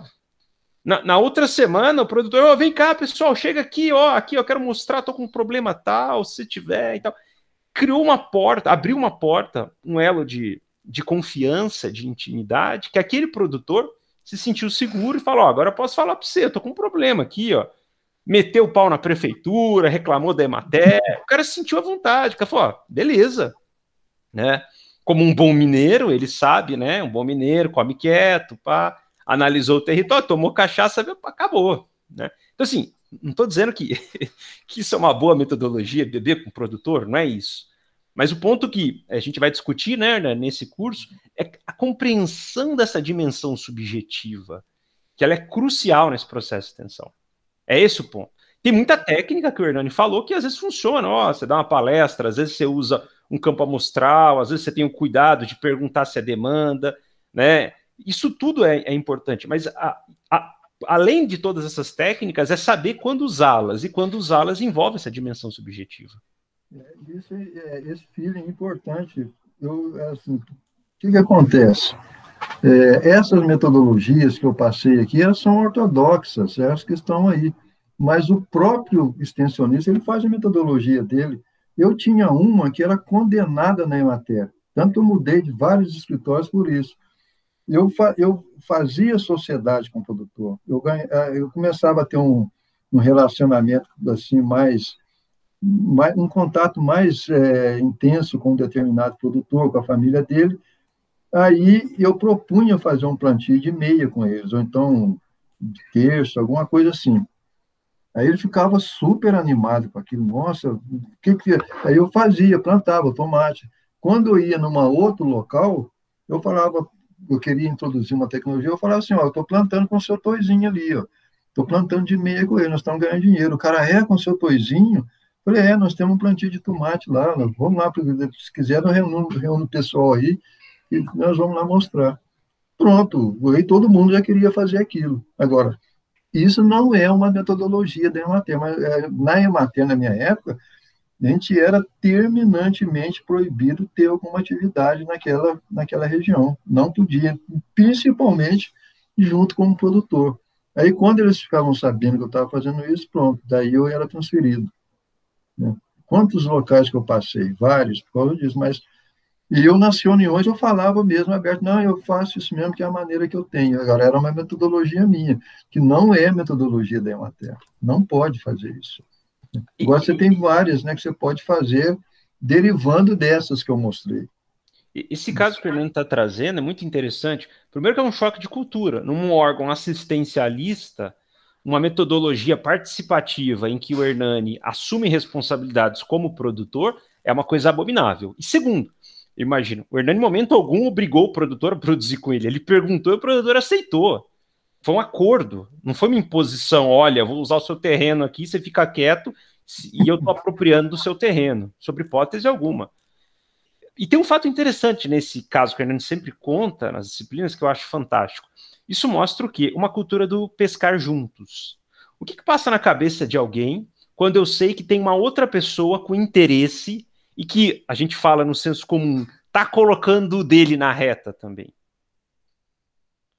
A pessoa, se isso der errado, a pessoa também tem a perder. Se der certo, a pessoa também ganha. Agora, é muito fácil quando eu chego, eu não tenho nada a perder e falo, vai lá, faz isso. Vai lá, campeão, vai lá. Mexe aí, bota a tua grana, bota a tua energia, e se der errado, eu vou falar que a culpa é sua. Quem que perde nessa história? Né? Então, quando o Hernani estabelece uma relação de igualdade entre o produtor e mostra uma proposta de ganha-ganha, claro, o produtor aceitou esse processo, né? É uma relação, assim, extremamente orgânica, e eu acho que talvez por isso que cause desespero nesses órgãos, né? Além do que os caras vão dizer que você está fazendo dinheiro, mas está muito além dessa questão, né, Hernani? Mas, assim, eu acho que esse é um ponto muito simbólico, porque é muito fácil a gente falar, olha, vocês precisam ser cooperados, vocês precisam ser indivíduos, né, que vivem numa cultura associada, vocês têm que viver democracia, desde que eu não faça parte desse processo, né? Aí fica fácil, né, se eu falar. Agora, a Emater tem a razão dela de não acontecer isso. Eu entendia perfeitamente, porque você estava envolvendo um órgão público dentro de uma propriedade, poderia surgir várias complicações aí para frente, né? O cara da Emater, ele está usando o carro da Emater para vir aqui, está usando o combustível da Emater para vir aqui e tratar de uma coisa dele, que não pode. Né? Então, eu compreendia, mas só que eu fazia as coisas do meu jeito. Enquanto, durante a semana que eu estava trabalhando, eu não ia lá. Eu tinha essa preocupação e essa ética. Mas no final de semana eu pegava meu carrinho e estava lá, ficava o dia inteirinho lá, sábado, domingo, almoçava, jantava, às vezes dormia lá na propriedade. Aí vinha aquele monte de outros produtores, fazia aquela faca, então eu ganhava o pessoal ali. Mas só que a Emater não podia liberar isso aí por questões, né, administrativas, que é compreensível. Agora, eu, na minha concepção, não estava fazendo nada errado. Primeiro, que eu não usava o carro da Emater, não usava combustível, não usava nada. Eu ia na propriedade, finais de semana, feriado, com o meu carro. Agora, né, não tem como ela liberar isso. Era um caso meu que tinha ética. E se outros fizessem isso aí, mas ficasse usando o carro da Emater, tudo, para poder trabalhar em prol dele mesmo, aí, né, complica. Mas que era uma estratégia muito boa que eu usava, era isso aí, não tinha dúvida, eu ganhava o pessoal mesmo.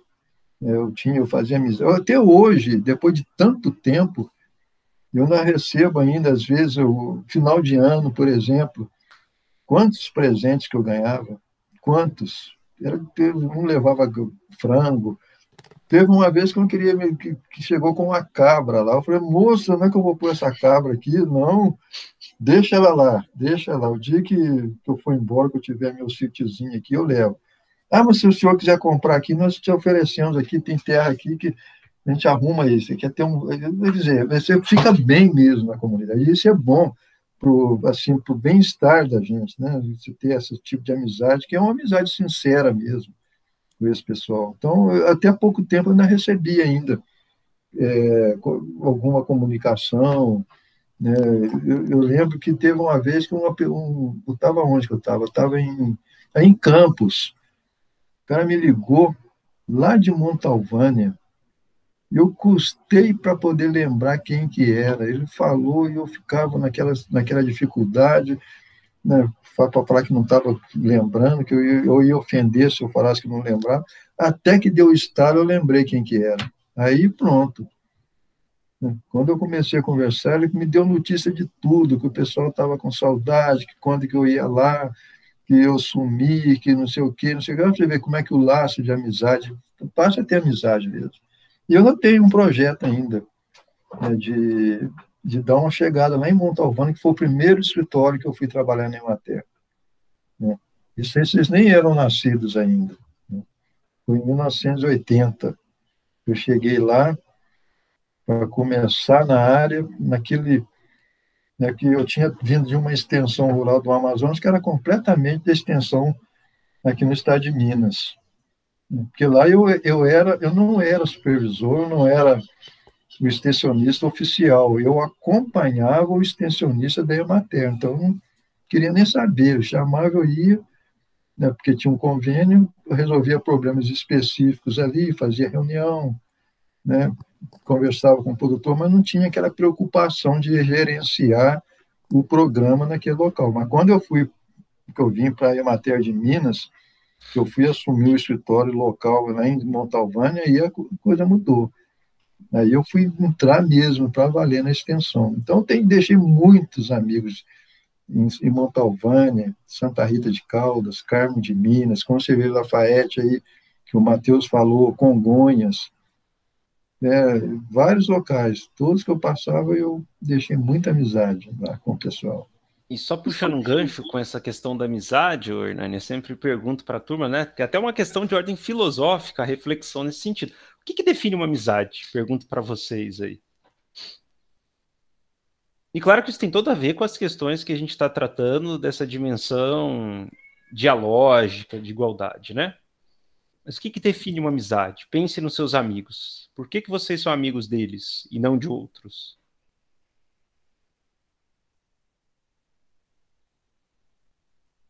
Uma relação de confiança, né, que você tem. Uma relação de confiança. O que mais? Basicamente isso? Amizade. Parceria também. Oi? Parceria, né? Conexão, assim. Parceria, conexão. O que vocês têm de comum com os amigos de vocês, de um modo geral?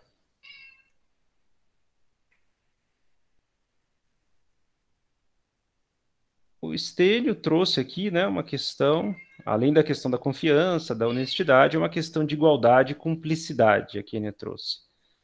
Basicamente, o que sustenta uma amizade é uma relação entre dois iguais. Por isso que na psicanálise não existe amizade de pai para filho, de filho para mãe.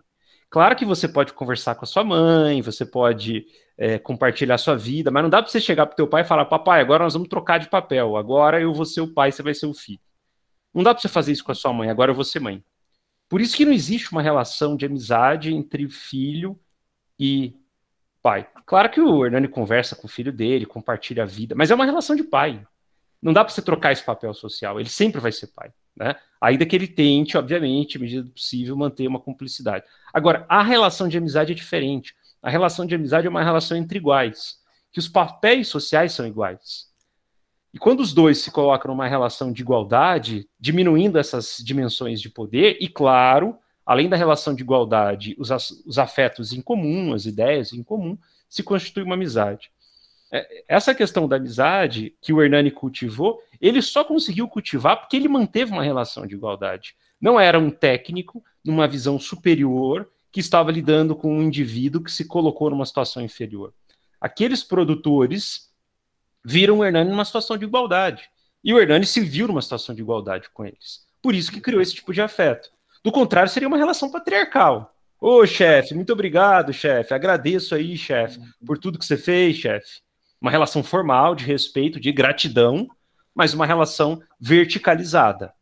Então, imagino, né, o Hernani, pelo que eu conheço, o Hernani, que evita muito pouco esse tipo de distinção, conseguiu construir uma relação nesse sentido. Claro que isso, você não precisa fazer extensão, criar amizade, não é nada disso. O caso do Hernani é um caso singular, né?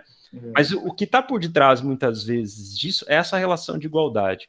Quando a gente não coloca a relação de igualdade, ou quando a estrutura não permite uma relação de igualdade, há relações ali de respeito, muitas vezes, né, de cordialidade, de gratidão, mas essa estrutura hierárquica se mantém, né? Então, eu sei que por mais que eu sempre fique provocando nas disciplinas a participação de vocês, a gente tentar manter uma estrutura horizontal, a lógica ela é hierárquica. No final das contas, quem dá a nota é o professor. Vocês sabem disso, né? Então, assim, por mais que a gente tente, se a gente mantém uma estrutura, se a gente está dentro de uma estrutura que estabelece esse tipo de verticalização, a gente ainda assim mantém essas disparidades de poder, assim. Mas, enfim, isso para trazer a ponte com o que o Hernani trouxe, que o grande esforço no campo da extensão rural se construirmos relações horizontais, ou pelo menos tentarmos construir relações horizontais, a potência dos afetos é muito maior. Há um desejo muito maior nesse processo. E há uma relação de respeito muito maior.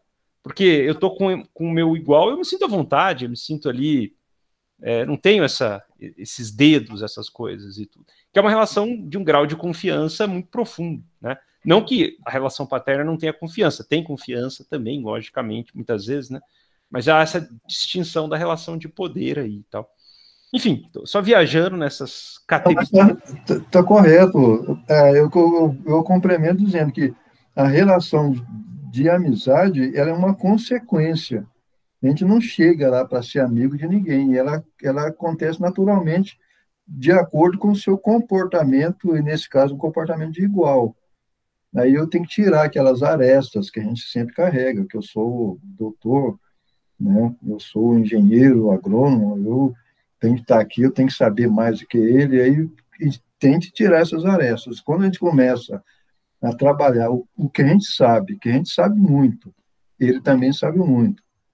Mas quando a gente começa a trabalhar esse tipo de relação, de eu mostrar alguma coisa que é útil para ele, sem me tornar arrogante, e também sem ser subserviente, também ficar lá, né, encolhidinho, com medo de conversar, também não é por aí. Eu vou mostrar o meu conhecimento na medida que eu vou sendo solicitado a mostrar esse conhecimento. Mas não chegar lá querer mostrar. E com isso eu vou construindo uma relação de igual, e essa relação de igual leva a uma amizade, naturalmente, sem nada de ser forçado. De repente eu estou ali, ele está fazendo confidências para mim, está reclamando, e eu estou reclamando também alguma coisa, estou pedindo conselhos. Quantas vezes que eu já pedi conselho para o produtor rural, eu estava com uma situação complicada para resolver, não sabia. O que você acha? O que você acha que eu devo fazer? Se eu fosse você, eu fazia isso. Aí começaram a me chamar de doutor. Doutor. Aí eu falava assim, vamos parar aqui esse negócio de doutor? Doutor é médico ali, ó. Eu não sou doutor, não. Pronto. Daí já começa por aí. Porque a primeira coisa que eles gostam de chamar é de doutor. Ô doutor. Aí eu deixava. Quando eu ia avançando mais, eu falava, vamos parar com esse negócio de doutor?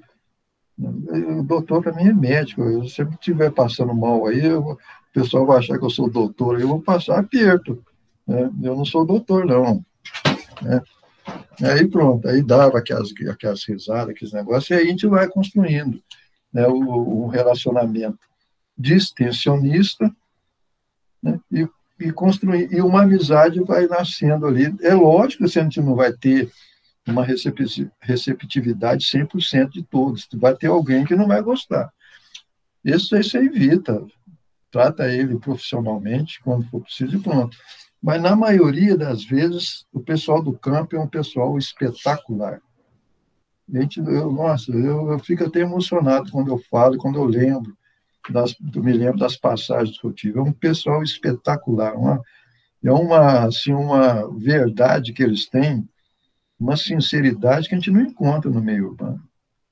Não encontra. Eles são sinceros mesmo e falam o que tem que falar mesmo.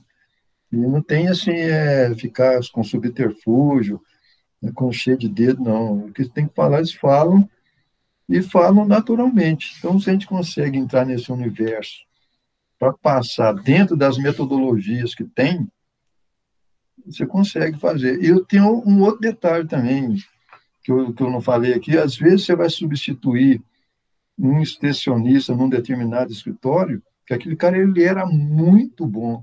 Quando eu cheguei lá em Carmo de Minas, por exemplo, o cara que estava lá, que eu estava substituindo, o cara era querido na cidade inteira. E tudo que eu ia fazer, eles porque eu não sei quem fazia assim. Porque não sei quem fazia assim. Porque não... Aí pronto. Eu falei, eu tenho que quebrar esse elo com esse moço aqui para não poder entrar aqui, porque senão não vai dar certo. E eu não consegui. Eu tentei, eu vi que não ia dar certo, pedi transferência, eu fui embora, não deu. Eu não tive uma metodologia que me deixasse eu começar a trabalhar ali. Eu estava sempre na sombra desse extensionista. E existe o contrário também. Você chega num local, o cara que saiu de lá ninguém gostava dele. Aí eles começam a meter o pau. Aí vem a ética. Você fica numa situação complicada. Você não pode nem concordar e nem também discordar. Você tem que ficar em cima do muro ali, dando umas risadinhas sem graça quando vem falar, porque, né? E com isso você vai. Então tem dessas coisas que não tem, você não aprende isso. Não tem como aprender isso. Aí vai do feeling de cada um.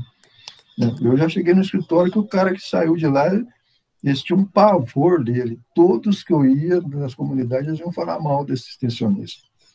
E eu ficava numa situação complicada. É até mais fácil a gente ganhar aquele público, porque a gente vai fazer tudo que aquele cara... A gente não vai fazer nada daquela que a pessoa fez. Não, ele fez assim, o pessoal está com raiva, então eu não vou fazer assim mais, eu vou para o outro caminho. Aí fica mais fácil. O difícil é quando o cara que estava antes era muito bom. Aí você tem que conviver com a comparação, sempre comparando você com esse outro. Eu não consegui em Carmo de Minas, não consegui. Eu cheguei no ponto que eu falei, vou embora daqui, porque eu não pegar minha malinha, eu vou embora. Fiz amizades lá também, consegui fazer um bom trabalho, alguma coisa, mas não era o que eu queria, porque eu tinha a sombra desse extensionista. E esse é um ponto interessante, né, que você está trazendo, que é respeitar o tempo, né? Respeitar o tempo. Isso, obviamente, aí entrando nas questões dos nossos afetos, dos nossos egos, né? Isso muitas vezes, até nessa questão nossa narcísica, de querer conquistar, de querer ser amado, de querer ser aceito, é uma coisa muito complicada, porque às vezes a gente fica escravo desse tipo de citação, né? É só ver o peso do mundo artístico. Uma pessoa que viveu a fama. Geralmente, quando perde a fama, a pessoa afunda, né? Porque são doses cavalares de bombas de ego, né? Milhares de pessoas te idolatrando, te amando e tudo mais, que isso gera um vício, né? Um vício afetivo aí. E acho que aceitar o tempo é uma questão, sim, importante nesse processo. E aceitar que tem pessoas que simplesmente não querem a nossa contribuição. Eu sei que isso é difícil muitas vezes, né? Mas eu acho que esse fato de aceitar é importante. Provavelmente o Hernani estava ali numa situação que aquele grupo ali não queria ele ali naquele momento, que ainda, né, tinha tempo, isso é tempo, né? Então eu acho que esse ponto da extensão, que é o que a gente não faz. Na maioria das vezes a gente não faz. A gente faz o quê? Insistência técnica. E dentro da universidade, igual nós estamos comentando desde a primeira aula, né, Hernani? A gente faz um projeto, a te leva para a comunidade, a gente não quer saber se a comunidade está cansada, se não está, se ficou estressada com a universidade anterior. O negócio é que eu fiz o projeto e eles estão precisando, estão tudo pobre, tudo lascado, né? Estão precisando de mim, esses pobres aí. E quando não aceitam, aí eu falo, é pobre por causa disso mesmo, os lazarento aí, fica atrás de migalha, a gente chega ali querendo ajudar e esse pessoal não quer saber com nada. Viva essa pobreza. Ou seja, a gente ainda culpa eles, né? Pela liberdade que eles têm de não querer a gente. Então, oi? Esse pensamento, ele automaticamente vem na cabeça da gente. Eu estou querendo levar, o cara não quer, ele que se dane. Se dane. Nem aí, pronto. É. Mas não é por aí, não pode ser assim, porque a gente tem que. Aí vem empatia, né? Coloca no lugar dele. Esse cara. Assim, os casos que eu tenho que eu converso com esse colega meu, a gente morre de rir. Tinha produtor, quando viu o carrinho dele, Matheus, desaparecia. Chegava lá, cadê o Joaquim? Tá aí? Não, ele acabou de sair. É. A gente via o cara correr para esconder, a gente morria de rir. Hernani, tem uma pergunta para você aqui, se não me engano, do Stênio, está dizendo o seguinte: Hernani, o perfil do extensionista, na opinião, na pergunta, né, deve conter uma alta possibilidade de mudança, né, de residência, ou essa característica é peculiar? Ou seja, você que tem uma trajetória de muitas mudanças, né, isso é uma coisa comum ou é uma coisa peculiar de cada extensionista? Talvez o Stênio pode estar dizendo, meu Deus, será que eu vou ter que mudar tanto quanto você? Não, é peculiar. Aí ele é peculiar de cada extensionista, mas a gente não tem que mudar nada, não. A gente continua sendo a gente mesmo. Só que a gente tem que adaptar... Perdão, Hernani, de residência, mudança física. De residência. Como assim? Eu não entendi. O perfil de um extensionista, porque você passou por vários escritórios. Entendi. Isso é uma coisa singular da sua trajetória ou isso é muito comum nos escritórios da Emater, essa necessidade de ficar rodando? Não. Você pode ficar a vida inteira no escritório, eu conheço vários. Eu tenho dois problemas comigo. Primeiro que eu devo ter algum antepassado aí que é cigano. Eu não consigo ficar ficar num local muito tempo. Eu ficava, por exemplo, o máximo que eu fiquei no escritório da Emater foi 3 anos e meio, uma coisa assim, 3 anos.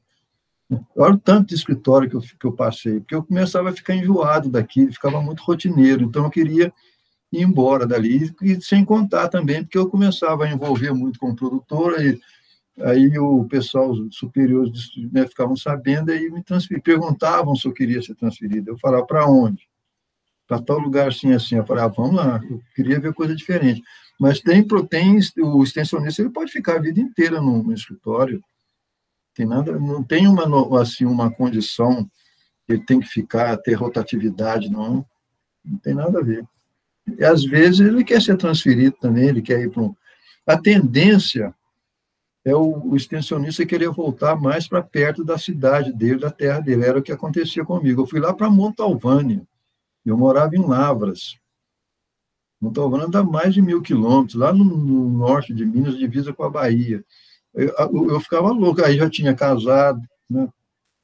Quando eu estava na Amazônia, eu estava solteiro, para mim tudo era aventura.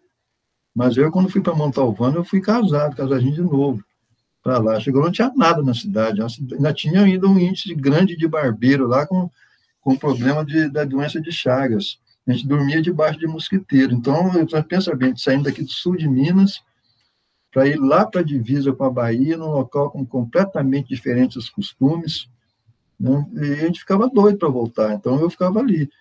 Só que, assim, na minha época, o cara não podia ser transferido antes de ficar 2 anos no local.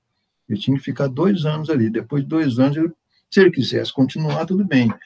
Aí ele podia pleitear uma transferência. Foi o que aconteceu comigo. Eu ficava ali naquele desespero, contando os dias, pedindo transferência, porque queria ir embora, que não estava acostumado, mas mesmo assim, fazia o meu trabalho, fiz muita amizade, fiz tudo que eu podia fazer ali em prol do produtor. Quando deu os 2 anos, eles me perguntaram, você quer ir para Carmo de Minas? Eu falei, olha, na hora, pensei 2 vezes. E aí, como é que são as coisas? Eu era muito mais feliz em Montalvânia do que lá em Carmo de Minas. Carmo de Minas, que eu tive a problemada toda, o extensionista lá, eu comecei a ser sombra dele. Tudo que eu ia fazer, Ah, porque esse aqui fazia assim. Ah, porque esse fazia assim. Ah, aí eu falei, não, vou embora. Aí eu fui para Santa Rita de Caldas, pertinho de Poços de Caldas. Depois eu fui para Caldas, mais perto de Poços de Caldas ainda. Depois eu voltei para Conselheiro Lafayette. Depois fui para Congonhas. Depois voltei para Conselheiro Lafayette novamente. E fiquei assim.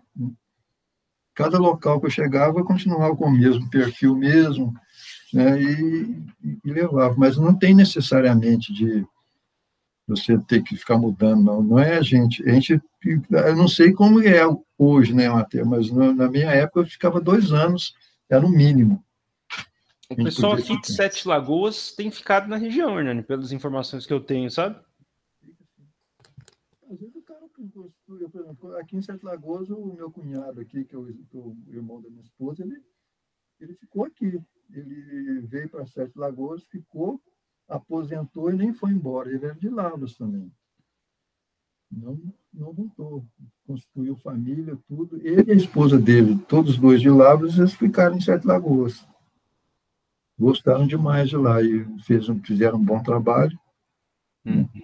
E eu conheço muitos assim que ficaram na cidade, nunca não foram embora mais. Eu porque eu não gosto, por exemplo, eu tô em Lavras aqui porque eu vim para cá por causa da pandemia. Estou em Sete Lagoas, mas ali eu fico doido para ir embora, assim, eu fico aqui naquele negócio. Eu quero ir embora daqui, eu quero ir. Mas como não tem como ser transferido esses negócios, agora tem que ficar, né? Mas eu gosto de viajar. Lá no Amazonas mesmo, eu fiquei lá em Tabatinga, eu fui para passei uma temporada em Santo Antônio do Içá, Boca do Acre. Falava que tem um trem para fazer assim, tal lugar assim, aí eu quero ir. Então, já vai eu. Agora estou mais velhão, agora tem que ficar quieto agora. Né? O pessoal, meus filhos falam, pai, sossega esse rabo seu aí, que você não pode ficar desse jeito, não. Você não é jovem mais não. Né? Fica quietinho aí, aposenta e não fica inventando coisa, não. Mas eu não tenho necessidade de ficar viajando, não, de sair, não. O Estênio comentou aqui muito pela questão familiar, né? E isso é um problema, Estênio, principalmente na área comercial, sabe? Hoje tem colegas de vocês, né? A gente faz algumas pesquisas ali com os egressos da UFSJ. E alguns de vocês ali, principalmente das ciências agrárias, estão trabalhando na área comercial. E aí esse é um ponto, né? O desafio da área comercial, geralmente, pegando aí uma regional, é que você passa o final de semana fora de... Você passa a semana fora de casa, viajando, né?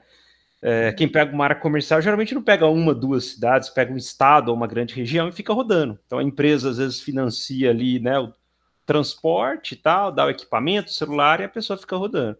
Isso é muito bom para quem é recém-formado, não é casado, não tem compromisso nenhum. Mas depois que você constitui uma família, isso é um desafio, né? E é um desafio muito dessa área comercial. Tem professores de vocês aí que comentam, né, que o problema o indivíduo começa a ganhar uma grana, começa a assumir um cargo alto, às vezes na área comercial, que é a área que mais emprega hoje nas ciências agrárias, e a pessoa chega lá, né, Hernani? Chega aos 50, chega a 50 e pouco, já resolve pisar no freio, aí tem alguém novo ali com 24, 25 anos, que vai trabalhar dobrado e que não está preocupado que vai pagar mais barato. É verdade, isso mesmo. Esse é um problema da área comercial, problema que a gente diz, né, da área comercial, né? Então é complicado. Eu tenho alguns conhecidos, alguns amigos que são veterinários que, assim, a vida deles é ótima, né? Porque eu tenho um conhecido meu, até padrinho de casamento. O cara tem 3 filhos, ele chega final de semana em casa só, é uma beleza, a mulher dele segura de segunda a sexta, né, e tal. Mas assim, é um ritmo puxado, né? Porque aí nesse caso não é igual o Hernani que mudava e ficava, né? Muitas áreas comerciais você fica rodando mesmo, né? Então você roda a semana e tal.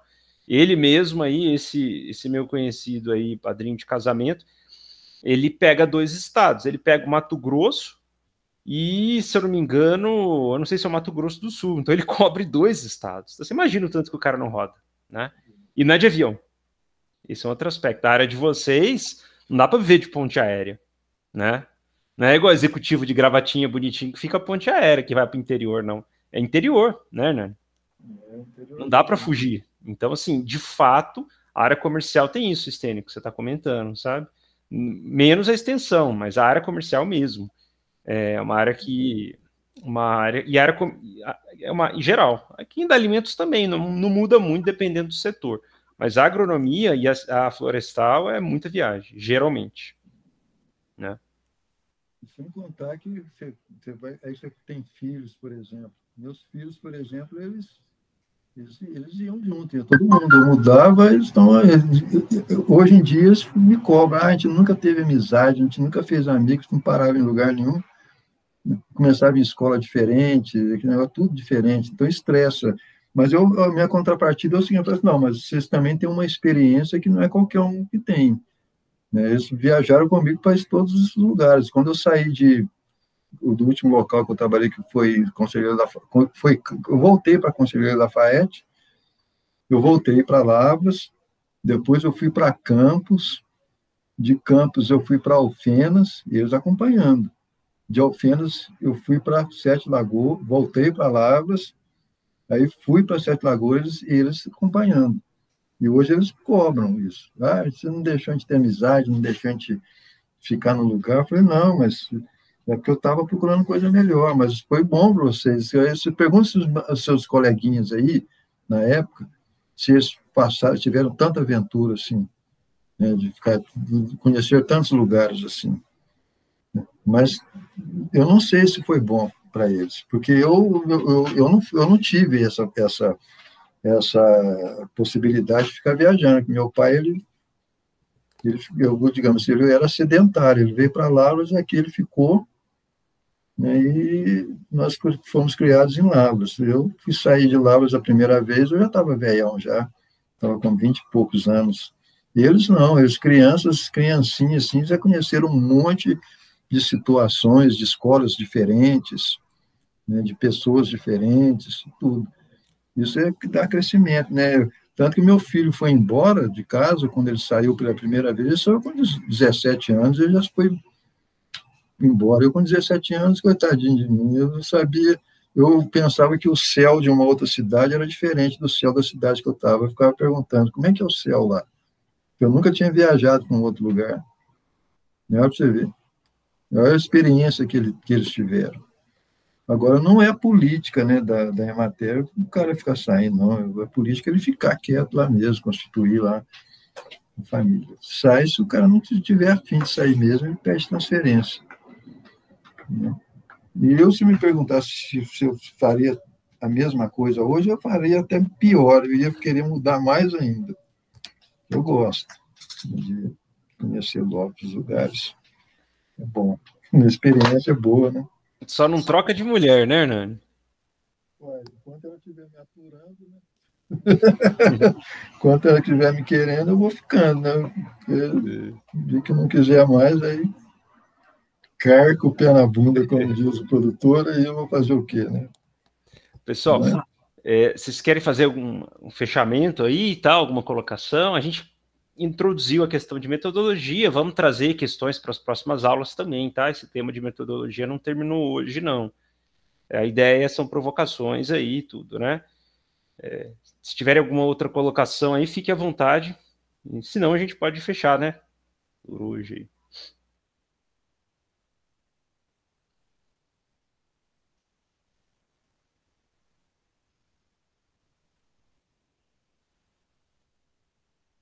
Beleza por hoje, gente? Tranquilo?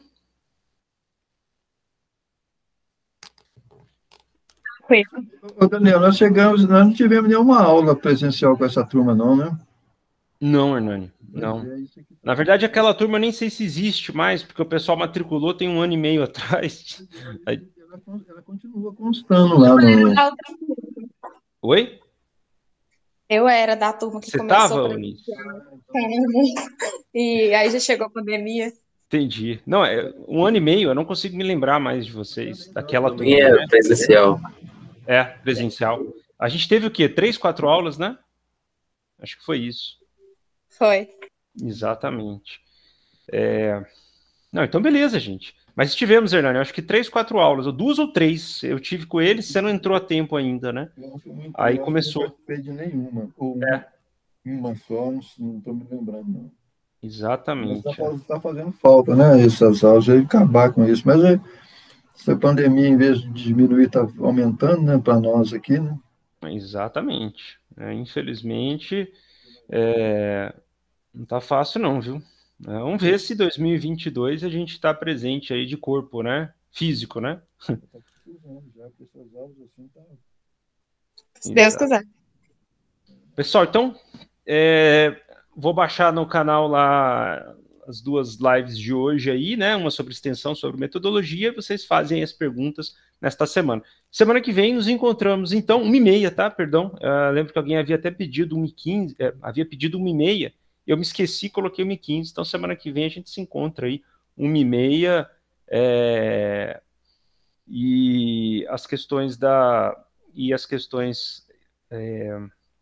vamos continuar discutindo as questões de metodologia. O Stênio fez uma pergunta, vou só desligar a gravação aqui, beleza? Mas a gente pode continuar, só um minuto. Oi, Stênio.